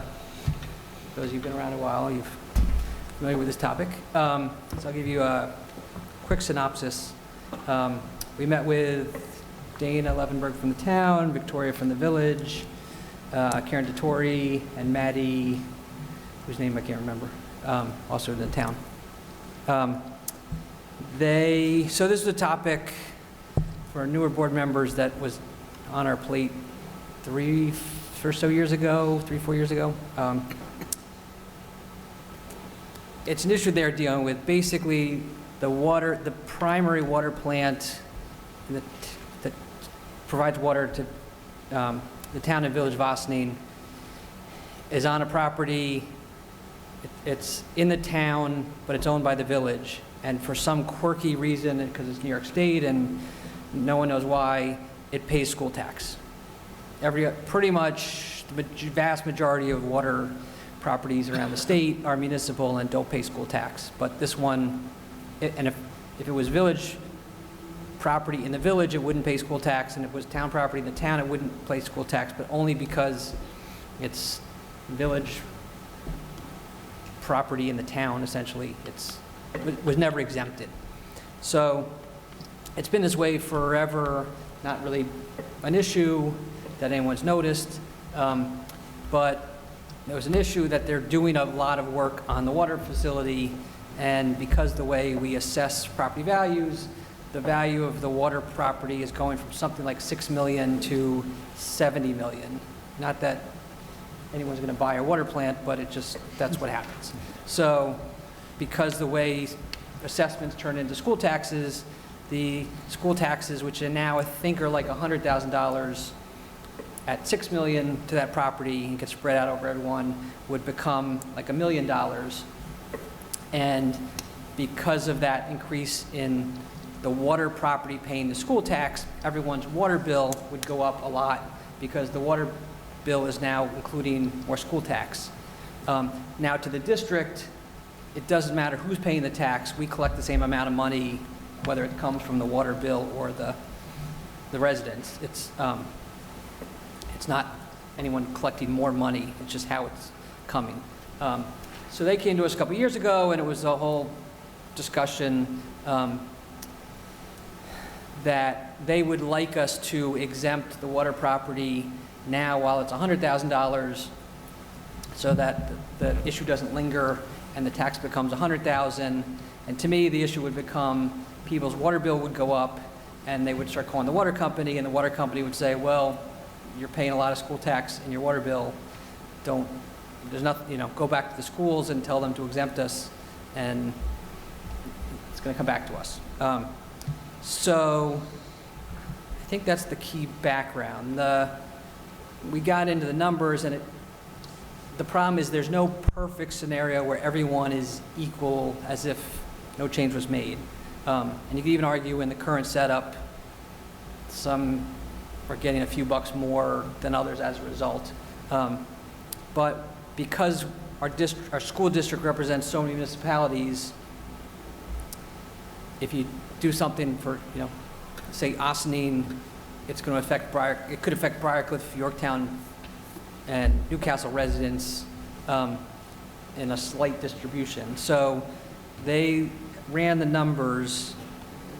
I think did a little more detailed analysis than last time. And it doesn't, the Ossining resident, there's really no significant change because your water bill is going to go down a tiny bit and your school tax is going to go up a tiny bit. And some of it depends on how much water you use compared to your neighbor, but we're talking a few bucks, even on a big house, either way. It's not a big change. Yorktown and Newcastle, which is a different conversation than last time, their analysis shows there's no change because the reassessment of properties is all happening within the town of Ossining.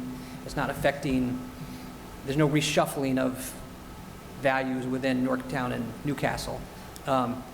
It's really in Briarcliff where there's a change because we, as a school district, we're exempting Briarcliff, we're exempting the property, and that property is currently paying taxes, which Briarcliff is not currently paying. So you could argue right now Briarcliff's getting a good deal because Ossining Water Company is paying the tax currently. Briarcliff gets their water. And the Briarcliff, right, the Briarcliff gets its water from a different source. At the moment, if we did this in Briarcliff, a $375,000 house would have a $16 increase, and a $750,000 house would have a $32 increase, so, for the year. If we waited 3 years and did it, the value of the water property is not going to go to 70 million overnight. It's going to take them some years to build up. But if we waited till people complained and then we tried to exempt it then, in Briarcliff, I think it's like it becomes like a $300, like it'd be noticeable, like your taxes would go up a lot more if the board decided at that point to do it. Because right now, it's $100,000 of school tax that the water department's paying that has to get distributed amongst everyone else.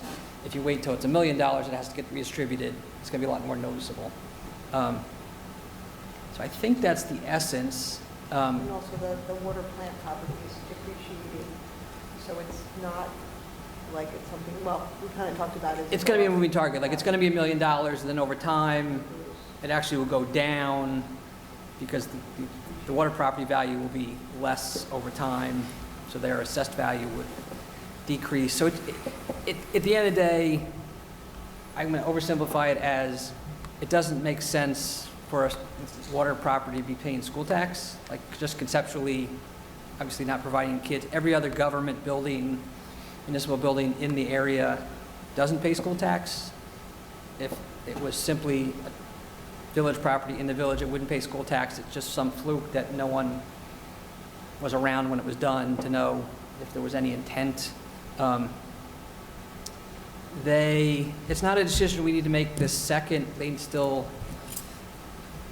again, it was enacted a couple years ago. They still need to work out with their own boards, some details between the village provides the water to the town and at what rate and things. So there's some things they need to decide. So it's not something we need to do immediately. There was a discussion, Alita, maybe you can follow up with them. Just from they were saying the only time it might be that if this decision affects like our tax card thing we sent out with the budget, which I don't know that necessarily does. We might need to do it by a certain date. If it doesn't matter, then it's just a question, in that 100,000, if in the 1,000 per whatever, if we want this reflected, we'd have to do it by a certain date. If not, it may not matter. I don't think they'll be ready they're getting ready on their end. So they met with us. They offered that they'd meet with anyone else. We weren't sure. I don't know if their preference was to try and, if people have questions, to like get the questions answered so everyone gets comfortable and can ask the questions, and then we can decide, and hopefully, we take as long as we need to, but if we don't need that long, we can go back. So I know, Frank, we went through the battle before, so there may be questions that, or, And numbers get you an change, update. right? Since the didn't some things shift and understanding shift from a couple of years ago? It's a little shift. They did the analysis a little differently. We got spreadsheets that are a lot of detail. That again, we went through it. You could, you get an update, and if you guys listen, Aaron, if you have questions. Yeah, I mean, I think there's a few things. I mean, obviously, we should get the details to the board. A little bit better understanding of their timeline when they need a decision and what they do. And the last time around, there was also a combination of like a unified water rate that would have, there was a change, the way the village and the town would pay water. And so in that scenario, it wasn't like everybody would be a few dollars more. There would be some that would be paying significantly more when that shift happened. So part of the question was at the time is how is that getting socialized out in the community, and all goes along that. We talked about, which properties they had. Did we have to exempt all? We didn't have to exempt all of them. If they had the plans on a few parcels, we could keep it, so we didn't have to necessarily take the $100,000 hit. We could take the $40,000, $50,000, $60,000 hit and maintain some of that. I mean, New York State pays taxes and some of its properties upstate where it's got the watershed regions, and that's kind of how we got to that last time. So there are other places where there's similar setup to this. So I just think we need a lot of detail, but I'd also, like the last time we said, what's the communication plan? Does everybody know what's happening with the water plant? Like it's the $7 to $70 million a big shift, right? So are people aware of this? I mean, it would be like putting out a bond for us for, we talk about, how to spend $14 million on our stuff. I just want to make sure that that conversation is being had and that we're not just kind of coming in at the front end of it when there's a whole plan behind it. Like, I think it needs to be sort of holistic. So if you can send those materials over, that'd be great. Maybe it makes sense to have a meeting with them or some follow-up with the questions, but yeah.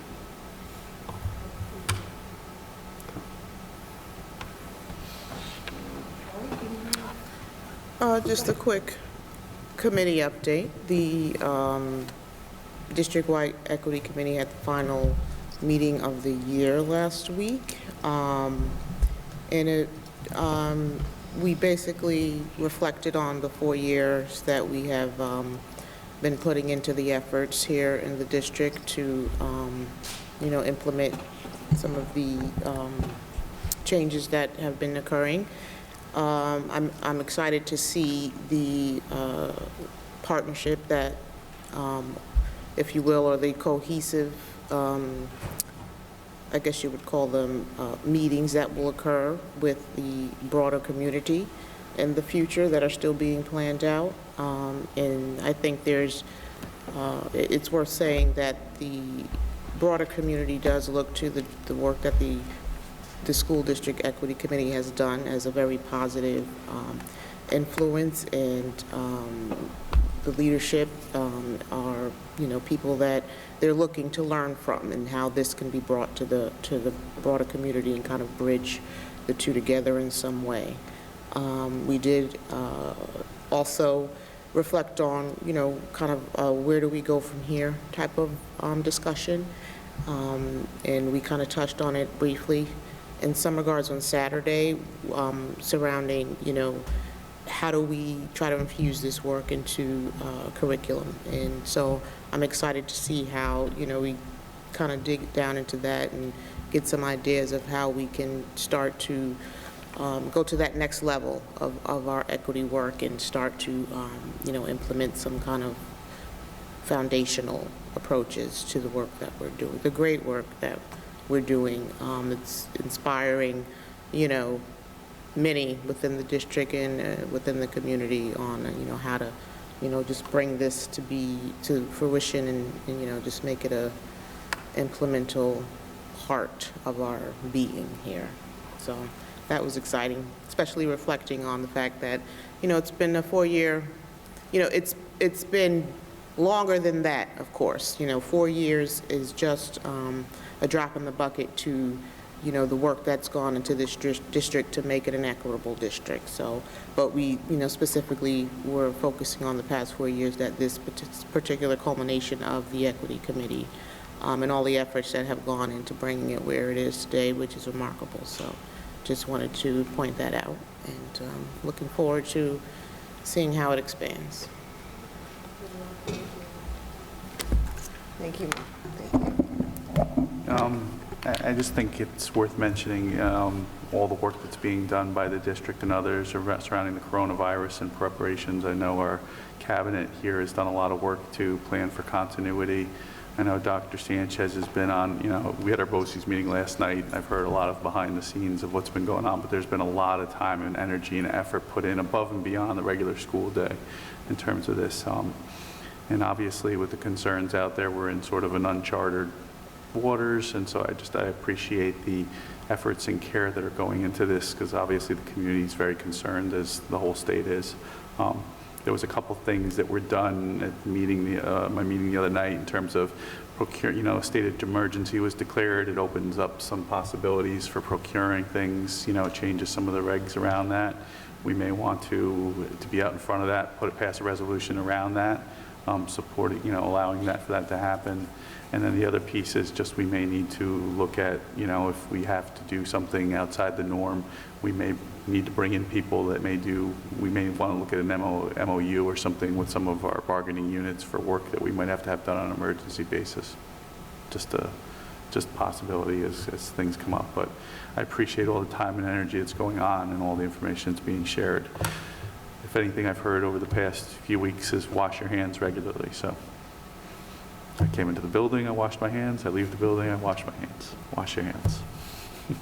Thank you, Frank. Yeah, no, we need to acknowledge that, and thank you for doing that. Yeah, no, everybody's trying to figure it out, and it's true, and it's scary, it's anxious, provoking, and it's important that we continue to communicate with our community and with each other of what the status is, and it continues to change every moment. So thank you to everybody, and for all the plans that were just put out to the community and what we would do if we are to close. It's a big ordeal. It's a big shift. We're seeing universities throughout the state actually saying to students, in New York, do not come back. We're going to do online learning. Hoping for some of those universities where students don't have a choice of where to go in terms of living arrangements. I think there's some colleges and universities making plans for that, but it really is, and I think, looking forward to, it has been bringing out the best in everybody and will continue to, and helping your neighbors on a local level too. We'll have to add that in, even regardless of the plans. So thank you. And that's it. Anybody else? Before I take a motion to move into executive meeting. So moved. Second. Okay, all in favor? Aye. Okay, thank you.